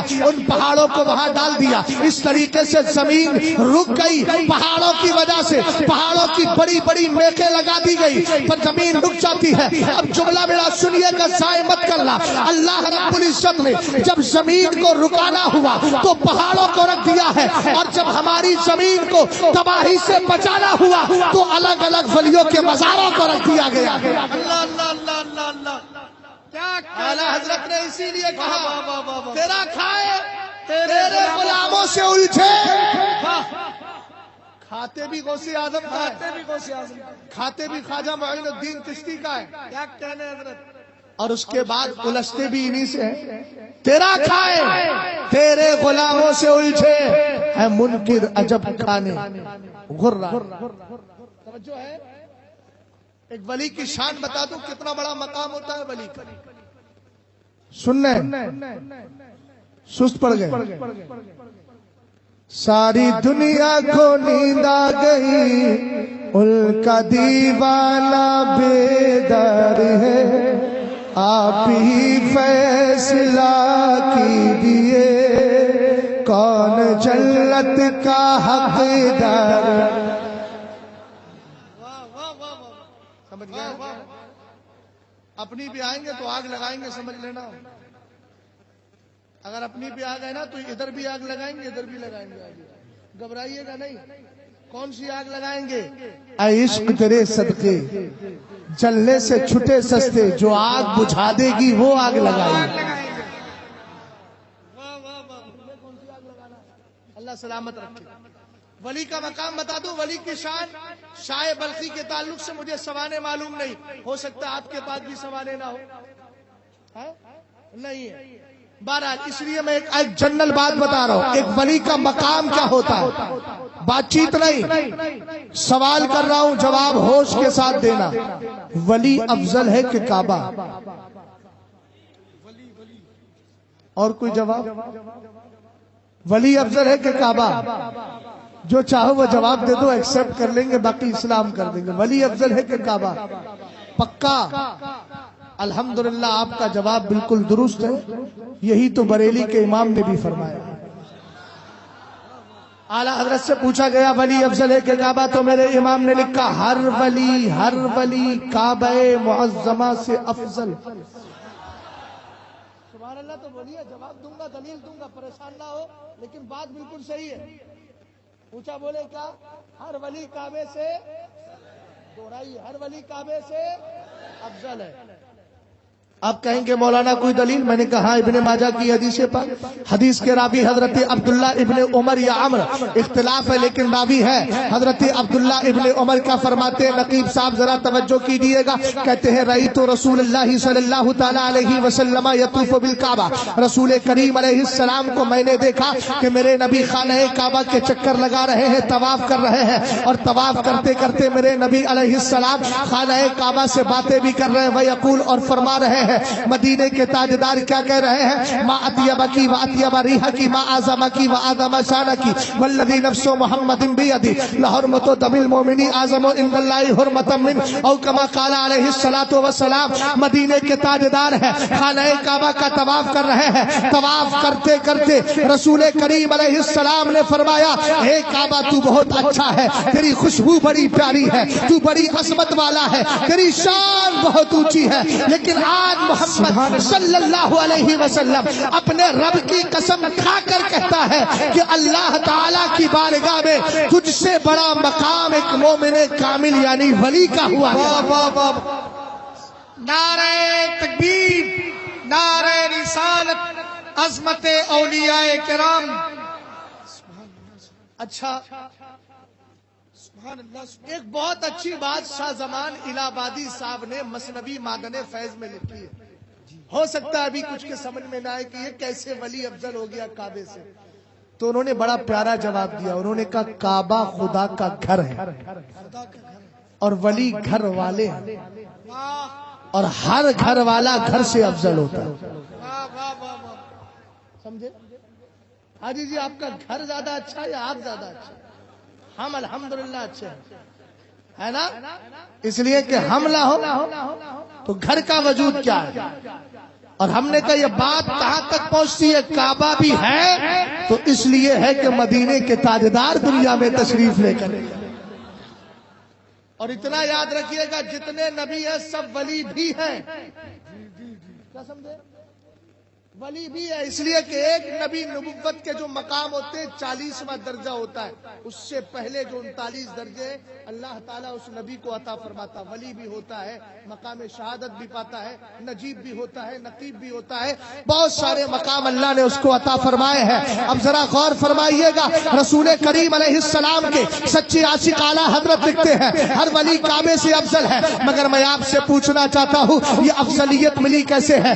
एक इंसान काबे से अफजल कैसे हो गया? आप कहेंगे कैसे हो गया? मैंने कहा इसलिए हुआ है कि अल्लाह ने उसको विलायत दी है, और विलायत में कहीं ना कहीं अल्लाह रब्बुल इज्जत ने उसके तकवे को भी शामिल कर लिया है। हालांकि विलायत कसबी नहीं, वही है, अल्लाह की अता से मिलती है। लेकिन वली के लिए हदीस पाक में मिलता है कि मेरा बंदा नेक अमल करता रहता है, यहाँ तक कि वो नवाफिल अदा करता है। रब कहता है मैं उसका कान हो जाता हूँ, मैं उसकी आंख हो जाता हूँ, मैं उसकी जबान हो जाता हूँ, मैं उसका हाथ ہو جاتا ہوں. یہی ہاتھ ہونے کا کمال کیا ہے؟ وہ زبان سے بولتا ہے, ہاتھ اٹھاتا ہے, رب اس کی دعا کو رد نہیں کرتا. اسی لیے تو حدیث میں آیا رب اشس اکبر ذی تمرین لا یوبؤ بہ لو اقسم علی اللہ لا ابرہ. فرمایا اللہ کے کچھ ایسے سادہ مزاج بندے بھی ہوتے ہیں جو پرانا لباس پہنے ہیں, زمانہ کہتا ہے یار یہ تو مجنون اور پاگل لگ رہے ہیں, مگر ان کا کمال یہ ہے اگر اپنے ہاتھوں کو رب کی بارگاہ میں اٹھا کے قسم کھا لیتے ہیں اللہ رد نہیں فرماتا, قسموں کو پورا کر دیا کرے. سبحان اللہ سبحان اللہ. حضرت علی کا دور کس کا؟ مولا کائنات رضی اللہ تعالیٰ عنہ کا دور. حضرت علی کے دور میں ایک کالا کلوٹا غلام آیا. لوگوں نے کہا حضور اس نے چوری کی ہے. حضرت علی نے کہا چوری کی ہے تو نے؟ کہنے لگا جی حضور جھوٹ نہیں بولوں گا, چوری کی ہے. حضرت علی نے فرمایا اس کا ہاتھ کاٹو, قرآن کا فیصلہ ہے. کٹا ہوا ہاتھ لے کر کے وہ جا رہا تھا, خون ٹپک رہا تھا. توجہ کرنا, ولی کی بارگاہ کتنی پاکیزہ ہوتی ہے. میں تو ولی نہیں ولی کر قاسم ولایت شہنشاہ ولایت مولا کائنات کی بات کر رہا ہوں. کٹا ہوا ہاتھ لے کر علی کی بارگاہ سے راستے میں جا رہا تھا. حضرت سلمان فارسی سے ملاقات ہو گئی اور ابن کرا سے ملاقات ہوئی. انہوں نے پوچھا کس نے کاٹا تیرا ہاتھ؟ بھائی سیدھا سا جواب دیتا. کیا جواب دیتا؟ سیدھا سا جواب دیتا میرا ہاتھ علی نے کاٹ دیا ہے, لیکن یہ نہیں بولا. کہنے لگا یا امیر المومنین یا سب المسلمین ختن الرسول زوج البتول, کہا پوچھنا چاہتے ہو میرا ہاتھ کس نے کاٹا ہے؟ میرا ہاتھ ایمان والوں کے امیر نے کاٹا ہے, مسلمانوں کے بادشاہ نے کاٹا ہے, مصطفیٰ کریم کے داماد نے کاٹا ہے, فاطمہ الزہرا کے شوہر نے کاٹا ہے. علی نام نہیں لیا. میں نے کہا ایک جملہ ایک نصیحت کر جاؤں اگر آپ توجہ اجازت فرمائیں. اجازت دے تو کروں. حضرت علی رضی اللہ تعالی عنہ کی جب 4 تعریفیں کی تو سلمان فارسی ابن کرا نے پوچھا علی نے تیرا ہاتھ کاٹ دیا تو علی کی تعریف پر تعریف کر رہا ہے؟ اس نے جواب دیا تھا کہ علی نے مجھے دنیا میں سزا دے کے غلط نہیں کیا, دنیا کی سزا دے کے جہنم کی آگ سے بچا لیا. اگر یہ جملہ سمجھ گئے تو شہزاد کی پچھلی گفتگو کو ذہن میں لاؤ. میں وہابی کے رد میں اس لیے بول رہا ہوں تاکہ سنی بچ کے رہے, اور اسی لیے نشر جو لگاتا ہے وہ دشمن نہیں ہوتا. میں سمجھانا چاہ رہا ہوں تاکہ ان دشمنوں سے بچ کے رہو گے تو ایمان قبر میں لے کر کے جاؤ گے اور یہی کہتے جاؤ گے لحد میں عشق رخ کا داغ لے کے چلے, اندھیری رات سنی تھی چراغ لے کے چلے. وہ چراغ عشق رسول کا ہے. حضرت علی کی تعریف پر تعریف کی. سلمان فارسی دوڑے دوڑے علی کی بارگاہ میں گئے اور جا کر کے کہا علی تمہاری بڑی تعریف کر رہا ہے, تم نے تو اس کا ہاتھ کاٹ دیا ہے. حضرت علی کی رحمت جوش میں آتی ہے. فرمایا غلام کو بلا کر لاؤ. جیسے ہی لایا گیا پنجہ آپ کے پاس رکھا تھا, آپ نے اس کے ہاتھ سے پنجہ ملایا اور ملانے کے بعد کپڑا ڈال دیا. اب رب کی بارگاہ میں دعا کر رہے ہیں. الفاظ تو محفوظ نہیں ہے لیکن گویا زبان حال سے کہہ رہے تھے اے میرے مولا میں نے اس کا ہاتھ کاٹ دیا ہے. ہاتھ کاٹا ہے یہ شریعت کا تقاضا تھا, یہ میری تعریف کر رہا ہے, یہ محبت کا تقاضا ہے. مولا شریعت کا تقاضا پورا ہو گیا, ہاتھ کٹ گیا ہے, اب محبت کا تقاضا باقی ہے. علی دعا کر ہی رہے تھے, غیب سے آواز آتی ہے علی کپڑا ہٹاؤ تو صحیح. ایسے ہی کپڑا ہٹایا, کیا دیکھتے ہاتھ کٹا ہوا نہیں ہے, ہاتھ جڑ گیا ہے. اس لیے کہ زبان تو علی کی ہے لیکن بولنے کی طاقت خدا کی تھی. اللہ رب العزت نے ہاتھ کو جوڑ دیا ہے. پتہ یہ چلا ولی کی بارگاہ سے جڑو تو صحیح, شریعت کا تقاضا بھی پورا کر دیا جائے گا, محبت کا تقاضا بھی پورا. واہ کیا کہنے مفتی صاحب, ماشاء اللہ.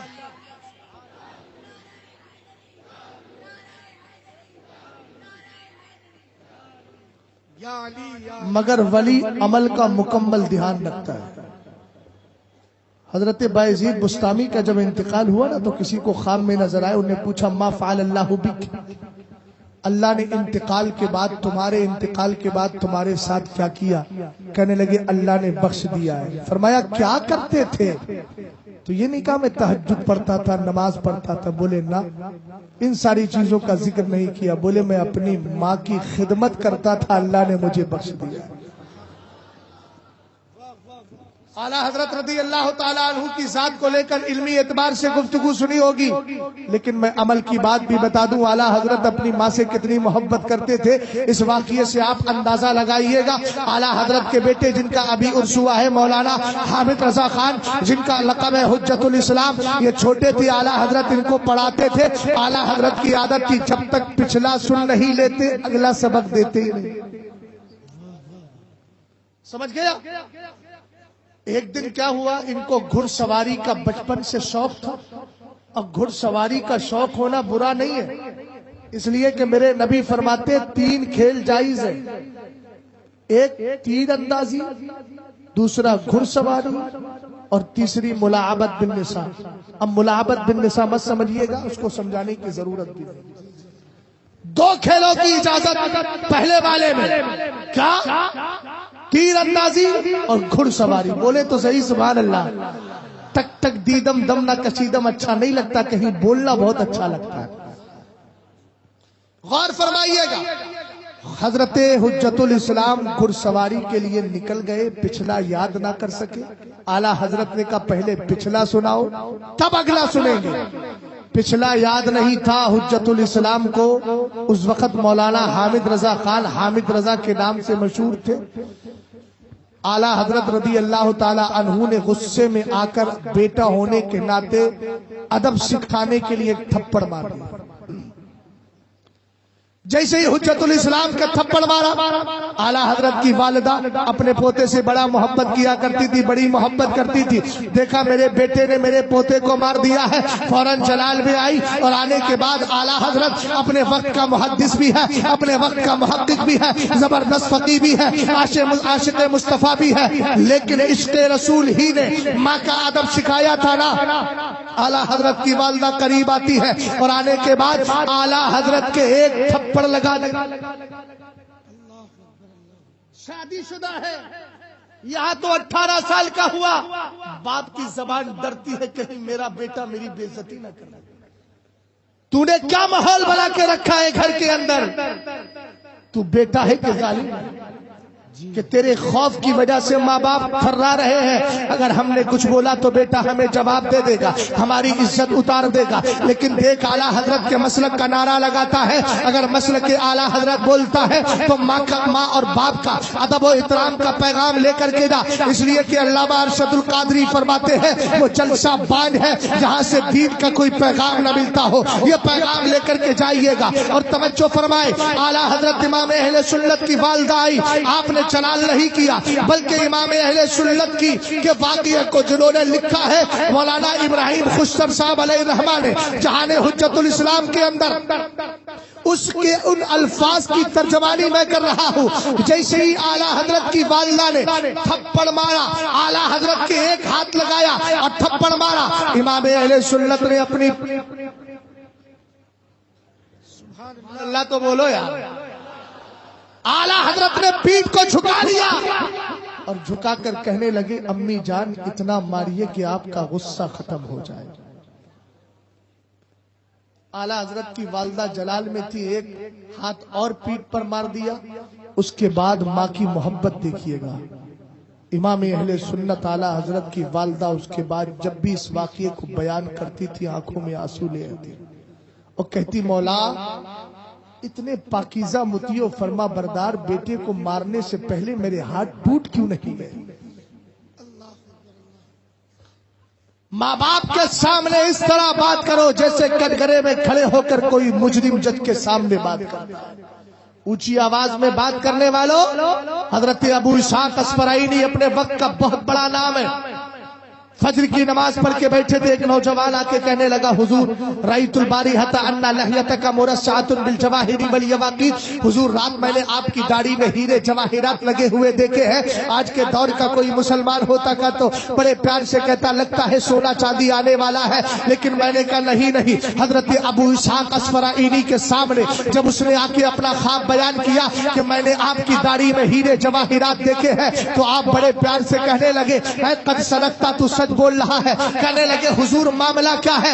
ذرا ماں کا وقار سمجھیے گا. کہا کہ معاملہ یہ ہے مسحت لحیتی قبل مسحت لحیتی تحت قدم امی قبل ان نمت وهذا من ذاک. فرمایا جب میں رات کو آیا تھا میری امی جان نے پیروں کو پھیلا لیا تھا, میری ماں سو رہی تھی, میں نے قریب لے آ کر اپنے ماں کے قدموں کو چوم لیا ہے. ہم جیسے غلام آ جائے ہاتھ چومنے والوں کبھی باپ کے ہاتھ بھی چوم لیا کرو, پیروں کے قدموں پہ گرنے والوں کبھی ماں کے قدموں کو بھی چوم لیا کرو. اللہ نے بڑے مقدس قدم رکھے ہیں ماں کے. رسول کریم علیہ السلام کا سچا عاشق ابو اسحاق اسفرائینی فرماتے ہیں رات کو جب میں سونے گیا نا تو میں نے ماں کے قدموں کو پھیلا ہوا دیکھا. میں نے جا کے ماں کے قدموں کو چوم لیا. کہا یہ کچھ اور نہیں ہے, یہ داڑھی میں ہیرے جواہرات جو دیکھ رہا ہے یہ رات ماں کے قدموں کو چومنے کی برکت اللہ مجھے عطا فرمائے.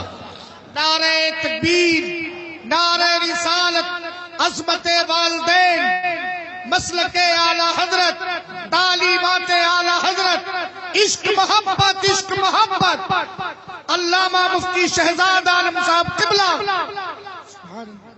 بس ایک پیغام اور سن لیجیے جس کی طرف لوگوں کی توجہ دن بدن گھٹتی جا رہی ہے, چونکہ ہر آدمی سوچ رہا ہے کہ میں مالدار ہو جاؤں.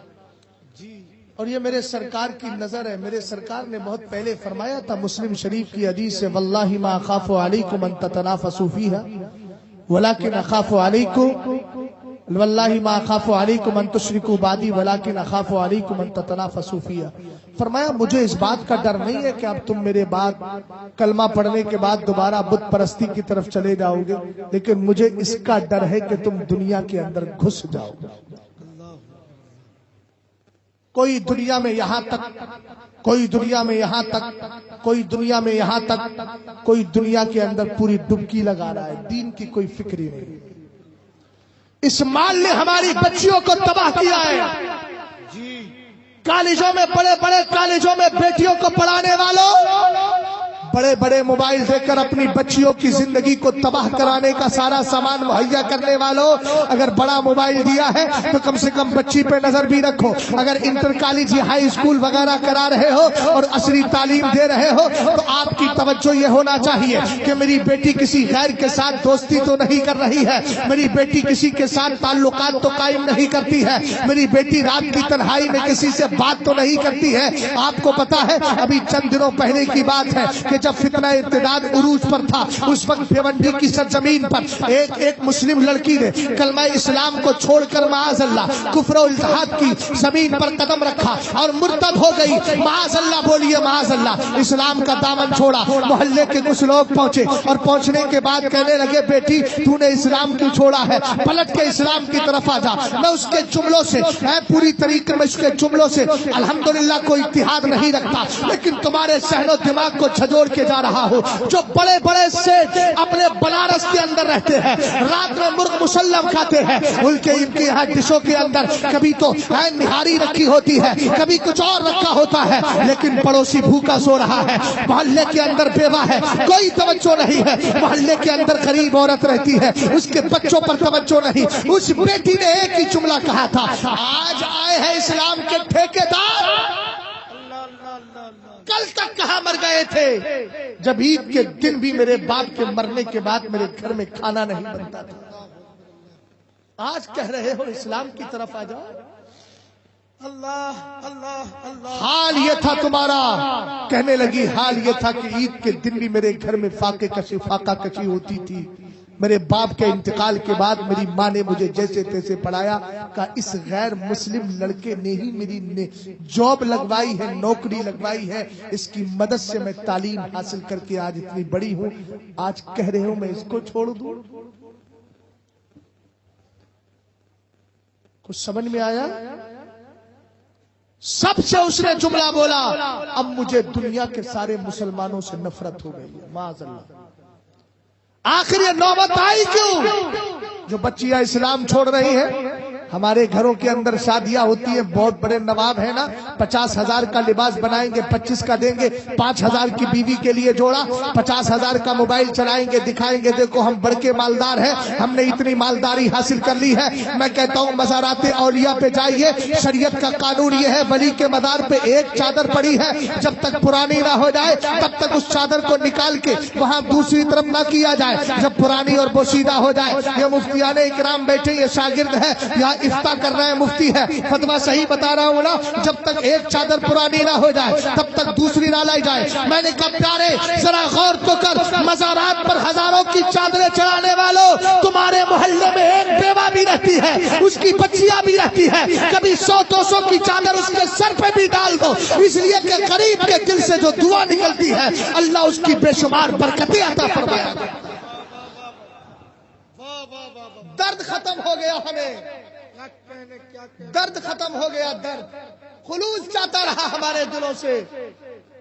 ہم نے نام و نمود کو آگے بڑھایا ہے، لیکن کاش ہم اس مشن کو سامنے رکھیں۔ کوئی بچی اگر کالج میں پڑھتی ہے، خدا نخواستہ اس کی آنکھیں دوچار ہو گئیں، ذمہ داری ہے کہ اس بچی کے گھر والوں کو جا کے سمجھاؤ۔ مشن بہت زیادہ تیزی سے بدلتا جا رہا ہے، خدا نہ کرے کہ بچیاں ہمارے گھروں میں پیدا ہوئی ہوں، ان کی کوکھ سے اسلام کا کلمہ پڑھنے والا پیدا نہ ہو، اللہ نہ کرے ایسا ہو۔ لیکن حالات ادھر جا رہے ہیں۔ ہندوستان کا سروے کیجئے، 5 لاکھ سے زائد اب تک بچیاں اسلام چھوڑ کر کفر کی دہلیز پر قدم رکھ چکی ہیں۔ کون ذمہ دار ہے؟ اپنے جلسوں کا سسٹم بھی درست کیجئے، اصلاحی گفتگو ہو، عقائد پر بھی گفتگو ہو، اعمال پہ بھی گفتگو ہو، ادھر ادھر کی باتیں قطعاً نہیں ہونا چاہیے۔ پیسہ خرچ کرتے ہو تو آج کے بعد یہ پیغام بلائیے، مجھے اس کا شوق نہیں کہ بلائے نہ بلائے، اللہ نے جہاں روزی رکھی ہے وہاں جاؤں گا، لیکن ایک چیز آپ کو بتا کے جا رہا ہوں، کمیٹی والوں اگلے سال سے جلسہ کراؤ، اس میں اگر نام پڑے ہو تو نیچے عنوان اور ٹاپک بھی لکھا ہو کہ مولوی صاحب اس پر آپ کی تقریر ہونا ہے۔ اگر 2 مولوی بلا رہے ہو، 2 عالم بلا رہے ہو، ایک سے کہو عقیدے پر بات کیجیے، دوسرے سے کہو اعمال پہ بات کیجیے۔ اصلاح معاشرہ کے نام پر جو صلح کلیت بھی اندر گھستی چلی جا رہی ہے، اس کو بھی نہیں آنے دینا ہے، اس لیے کہ آپ جانتے ہیں اگر کافر اللہ رب العزت کو چھوڑ کر اوروں کی پوجا کرتا ہے تو اس کو بھی نجاست کہا گیا۔ انما یا ایھا الذین آمنوا انما المشرکون نجس، قرآن کہتا ہے مشرکین ناپاک ہے۔ یہ ناپاکی جسم کی گندگی کی بنیاد پر نہیں، کفر کی بنیاد پر ہے۔ اگر یہ کفر کسی مشرک کے اندر پایا جائے تب بھی ناپاک ہوگا، اور کسی گستاخ کے دل میں پایا جائے تب بھی ناپاک۔ اور اپنی بیٹیوں کو بچپن سے دین سکھائیے، دین۔ ہوم ٹیچر کے نام پہ ہزاروں خرچ کرنے والوں سنو، اپنے بیٹوں اور بیٹیوں کے لیے مسجدوں کے اماموں کو زیادہ نہ ہو تو 500 روپے لے کر ٹیوشن لگا کر ان سے کہیے نبی کا عشق ہماری بچیوں کو سکھائے۔ نابالغ ہے تو، بالغ ہو جائے تو عالمہ لڑکیوں کو تلاش کر کے ان سے تعلیم دلوائیے۔ اپنے بچوں کو کہیے کہ عالموں سے دوستی کریں، اس لیے کہ جس کے پاس عالم کی دوستی ہوتی ہے، سنی شعور عقیدہ مسلک کے وفادار کی، تو صحبت کا اثر ہوتا ہے، ایمان جانے سے بچ جائے گا۔ اور کیسی تبلیغ دینا ہے، ایک واقعہ سنا کر گفتگو کو ختم کرتا ہوں۔ بچیوں کو دین کی تبلیغ کرو گے نا، اچھا پیغام دو گے تو اگر تمہارا قدم کبھی بہکنے والا ہوگا تو بچی کہے گی ابا ایسا نہ کرو، مصطفیٰ کی شریعت اس کے خلاف بول رہی ہے۔ حضور علیہ السلام کے دور میں ایک صحابی علامہ جلیبیب، غریب صحابی ہے، غریب صحابی، نماز پڑھ کے مسجد میں رک جاتے ہیں۔ آج تو تصور ہی ختم ہو گیا نا، کل تک صحابہ، نوجوان صحابہ کی عادت تھی مسجدوں میں سویا کرتے، آج تو مسجدوں میں پورا ہفتہ ہو جاتا ہے، جمعے کے دن بھی یہ کہتا ہے کہ حضرت نہایا ہی نہیں ہو۔ میں نے کہا کب تک ناپاک گھومتا رہے گا؟ سرکار تو یہ فرما رہے ہیں ان المومن لا ینجس، ایمان والا ناپاک ہوتا نہیں، تو زبردستی ناپاکی کو اپنے اوپر تھوپ کر کے چل رہا ہے۔ जुलैबीब है, रात को नमाज पढ़ के वही लेट जाते हैं, जवान हो चुके हैं। मदीने के ताजदार ने फरमाया शादी नहीं करोगे? कहने लगे हुजूर मेरा रंग भी सांवला है, खानदान भी बड़ा नहीं, मुझे कौन बेटी देगा? मेरे नबी ने फरमाया जाओ फला अंसारी सहाबी के घर जाकर उसके घर वालों को और उनको मेरा सलाम बोलना और वो पैगाम पहुंचाना और कहना अपनी बेटी की शादी मेरे साथ कर। सुभान अल्लाह बोलो यार, सुभान अल्लाह तो बोलो। सहाबी रसूल गए, दरवाजा खटखटाया, अंदर से आवाज आई, कौन? कहा मैं जुलैबीब सरकार का सहाबी हूं। अंदर लिया, सलाम किया, कहा मुस्तफा ने आपको आपके घर वालों को सलाम भेजा है। किसने सलाम भेजा है? बोल तो सही यार प्यारे, किसने सलाम भेजा है? उस नबी ने सलाम भेजा है जिसके लिए हदीस में है कि इन्ना हादा मलकुल लम यंज़िल अर्दा क़ब्ला तिलकल लैला यस्तादिनु रब्बहु अन युसल्लिमा अलैया व युबश्शिरनी बि अन्ना फातिमता निसा फातिमता सय्यदतु निसाई अहलिल जन्ना व अन्नल हसन वल हुसैना सय्यदा शबाबी अहलिल जन्ना। मेरे सरकार ने हजरत हुज़ैफा से एक दिन फरमाया, हुज़ैफा ये एक फरिश्ता है जो आज से पहले जमीन पे कभी नहीं आया, रब से कह रहा है मौला मुझे इजाजत दे दे, मैं जमीन पे जाके सबसे पहले तेरे नबी को सलाम करूंगा। आज वो नबी अपने उम्मती को सलाम करे। सहाबी रसूल गए, आका अलैहिस्सलाम ने सलाम भेजा है। सहाबी के घर में खुशी की लहर दौड़ गई। मदीने के ताजदार ने हमें सलाम भेजा है। जिसको रब सलाम भेजता है वो आज अपने उम्मती को सलाम भेजा। कहा मेरे नबी ने पैगाम भी दिया, अपनी बेटी की शादी मेरे साथ कर दो।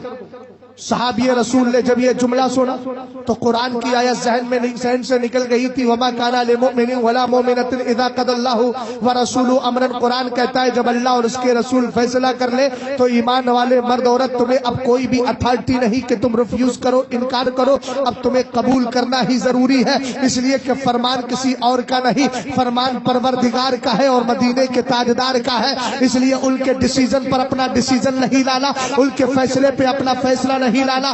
थोड़ी देर के लिए वक्ती तौर पर यह आयत करीमा सहाबी के जहन से निकली हुई थी। इन्होंने क्या किया, कहा अपनी बीवी से मशवरा करूं। अंदर गए और जाने के बाद देखो मैंने एक जुमला बोला था, अगर बेटियों को दीन सिखाओगे ना दीन अल्हम्दुलिल्लाह रब्बिल आलमीन, तो फिर ये बेटियां अपने बाप को सुधारती नजर आएंगी। अगर भाई का कदम बहकेगा तो उसको शरीयत का मसला बताती नजर आएगी। अगर शौहर बहकेगा तो अपने शौहर को सुधारती नजर आएगी। देखो सहाबी रसूल कहा अपने अंदर जाते हैं, बीवी से मशवरा लेते हैं। बीवी कहती है आज पूरा बैकग्राउंड बताइए, सारी कैफियत बताई, रंग सांवला है, खानदान बड़ा नहीं और मालदार भी नहीं है, हालत दिगरगू है, ये सारी बातें बताई। इन्होंने क्या कहा, आकर के कहा हम अपनी बेटी की शादी आपके साथ नहीं कर सकते।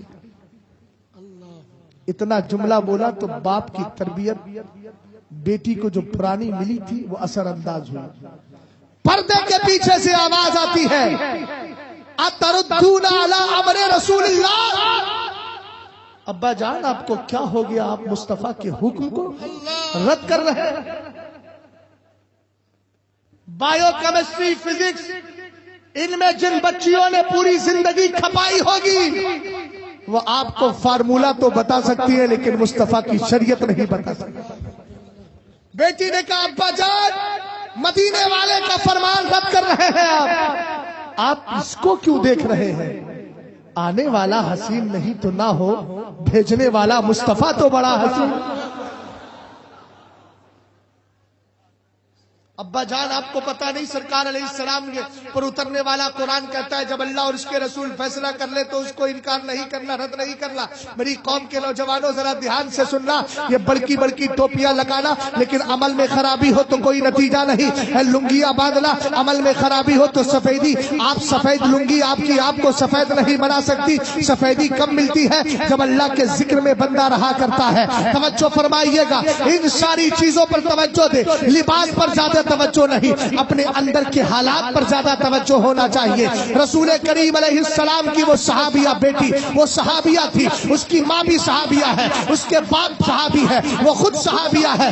कहती है अल इसाबा अल इस्तिआफ फी मारिफतिल असहाब के अंदर इस वाक़ये को जिक्र किया गया। फरमाया रसूल करीम अलैहिस्सलाम का फरमान आप इनकार कर रहे हैं, उसको रद्द कर रहे हैं। कहा कि क्या, कहा आपको पता नहीं कुरान क्या कहता है। जब फौरन ये आयत याद आई उन्होंने فوراً بیٹی کو لیا، اپنے ہونے والے داماد کو لیا، مصطفیٰ کریم کی بارگاہ میں گئے اور جانے کے بعد معافی مانگی۔ میرے سرکار نے معاف کر دیا، حضور نے دونوں کا نکاح کر دیا، اور نکاح کرنے کے بعد آمنہ کے لال دعا کرتے ہیں اللہم صب الخیر علیہا صبا ولا تجعل عیشہا کدا۔ اے اللہ اس بیٹی پر بھلائی کو ڈال دے، اے اللہ اس کی زندگی کو خوشحال بنا دے۔ تاریخ میں لکھا ہے کہ بڑے غریب صحابی تھے لیکن مصطفیٰ کی دعا قبول ہوئی، اولاد بھی ملی، زندگی خوشحال بھی ہو گئی، مال بھی ملا۔ مدینے میں جو سخاوت کرنے والے مشہور صحابی تھے ان میں ایک نام جلیبیب کا دیا۔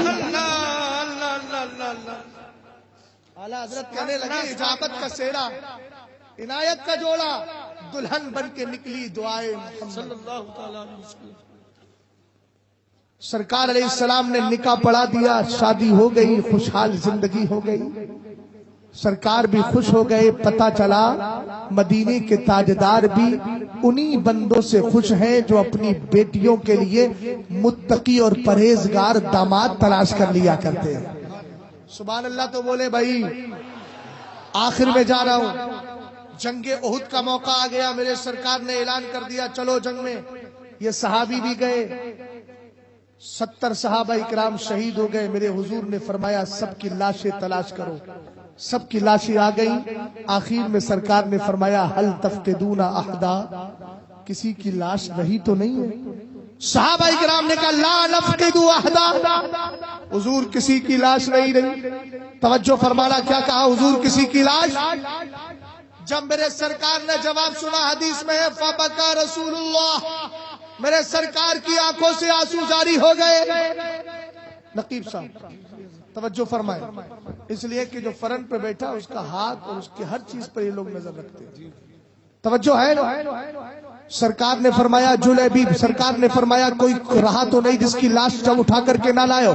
صحابہ اکرام نے عرض کی حضور سب کی لاشیں لے کر کے آ گئے۔ تب میرے نبی کی آنکھوں میں آنسو آتے ہیں، حضور رو کر کے فرماتے ہیں افقدوا جلیبیبا، سب کی لاشیں آ گئی لیکن میرا جلیبیب کہاں ہے؟ صحابہ اکرام نے نبی کی کیفیت کو دیکھا، بے چین ہو گئے اور جانے لگے میدان کی طرف، لاشیں تلاش کر رہے ہیں۔ صحابہ اکرام فرماتے جب لاش دیکھی نا تو قتل سبعان، انہوں نے کیا کیا تھا؟ تنے تنہا مصطفیٰ کے شیر نے 7 کافروں کو جہنم رسید کر دیا تھا۔ ان 7 کے بیچ میں مصطفیٰ کے شیر کی لاش پڑی ہوئی تھی۔ کافروں نے 7 کافروں کو مارا تھا اور اکیلے بیچ میں پڑے ہوئے تھے۔ تشریف فرما تھے، آپ کی لاش مبارک وہاں موجود تھی، رسول کریم کی بارگاہ میں لائی گئی۔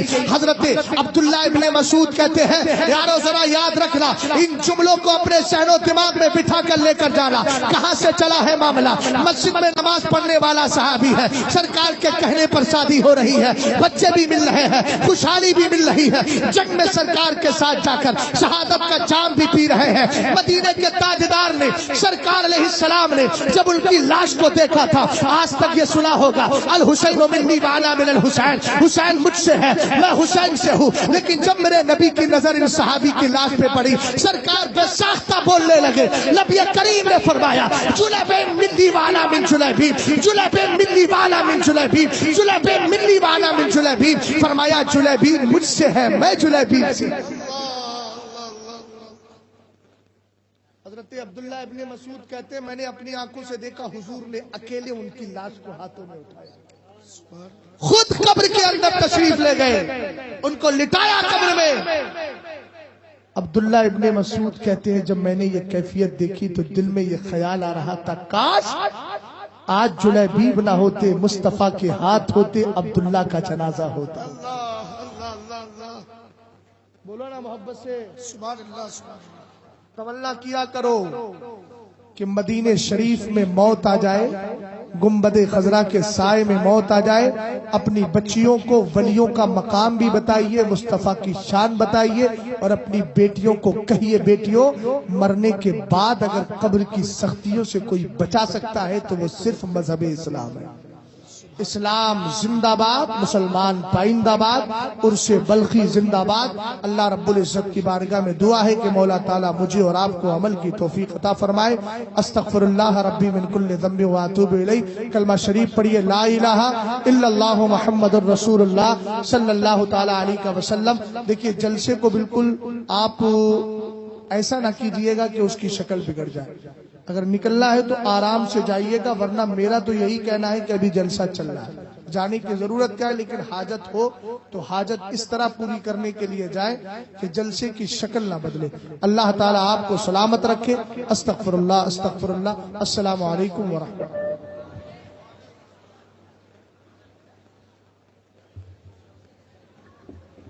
آپ حضرات بیٹھ جائیں، بیٹھ جائیں، بیٹھ جائیں، بیٹھ جائیں، بیٹھ جائیں۔ ماشاءاللہ ماشاءاللہ۔ حضرات گرامی، جماعت اہل سنت کی ممتاز و منفرد خطیب، خطیب الہند، مفکر اسلام، مناظر اہل سنت، استاذ العلماء حضرت علامہ مفتی شہزاد عالم صاحب قلعہ بریلی شریف، جن کی شعور و فکر کی تجلی سے پورا پنڈال روشن تھا، دعا ہے پروردگار اس ذات کو سلامت رکھے، جن کی فکری جگمگاہٹوں سے بزم سنیت میں اجالا ہے۔ کیا آپ کا جلسہ مکمل ہو گیا؟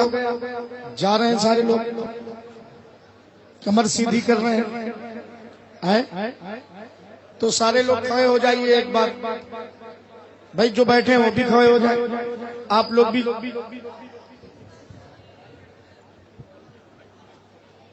نہیں صلاۃ و سلام نہیں، ابھی ایک خطیب باقی ہے آپ کے۔ ہاں، ہماری جماعت کے بہت عظیم خطیب جو بنگال کی سرزمین سے تشریف لائے ہیں، مفکر اسلام، مدبر قوم، حضرت علامہ مولانا مفتی معین الدین صاحب قلعہ چترویدی خطیب ہے ماشاءاللہ، اور سرزمین بنگال سے تشریف لائے ہیں۔ ان کا خطاب آپ کو سننا ہے۔ حضرت قاری احمد الفتاح فیض آبادی منبر شریف پر جلوہ بار ہیں، اور شاعر اسلام، ثناخان رسول، بادشاہ ترنم جناب ضیاء یزدانی بہرائچی، وہ بھی منبر شریف پر جلوہ بار ہے ماشاءاللہ۔ ان تمام حضرات کو سننا ہے آپ کو، تو کمر سیدھی ہو گئی ہو اگر تو بیٹھ جائیے، ورنہ میں صلاۃ و سلام کے لیے آپ سے کہوں ماشاءاللہ۔ اچھا، جو فراغت حاصل کرنے جا رہے ہیں ان کو بھائی جگہ دے دی جائے۔ ظاہر سی بات ہے بہت دیر سے بیٹھے ہیں میرے بھائی اور حاجت کا شکار ہو گئے ہیں، لیکن اگر اتنے لوگ ایک ہی جگہ پر چلے گئے حاجت کے لیے تو وہاں حادثہ ہو جائے گا نا۔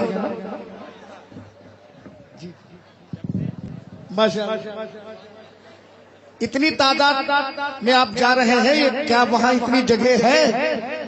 آپ لوگ بتائیے بھائی، وہاں اتنی جگہ ہے؟ نہیں ہے نا؟ تو پھر انتظار کیجئے، تھوڑا سا بیٹھیے، ادب کا ماحول بنائیے۔ یہ منبر رسول ہے اور ذکر رسول کی محفل ہے، تو ممبر سے لے کے سامعین تک سب مؤدب ہو جائے اور اپنے ہاتھ کو بلند کریں، دل کی گہرائی سے کہہ دیں یا رسول اللہ ماشاءاللہ۔ ادھر والے بھی بیٹھ جائیں، بیٹھ جائیں میرے بھائی، بہت اچھے ہیں آپ لوگ۔ کچھ لوگ چلے جائیں گے تو مجھے تکلیف نہیں ہوگی، اس لیے کہ جب سے یہ دنیا قائم ہوئی ہے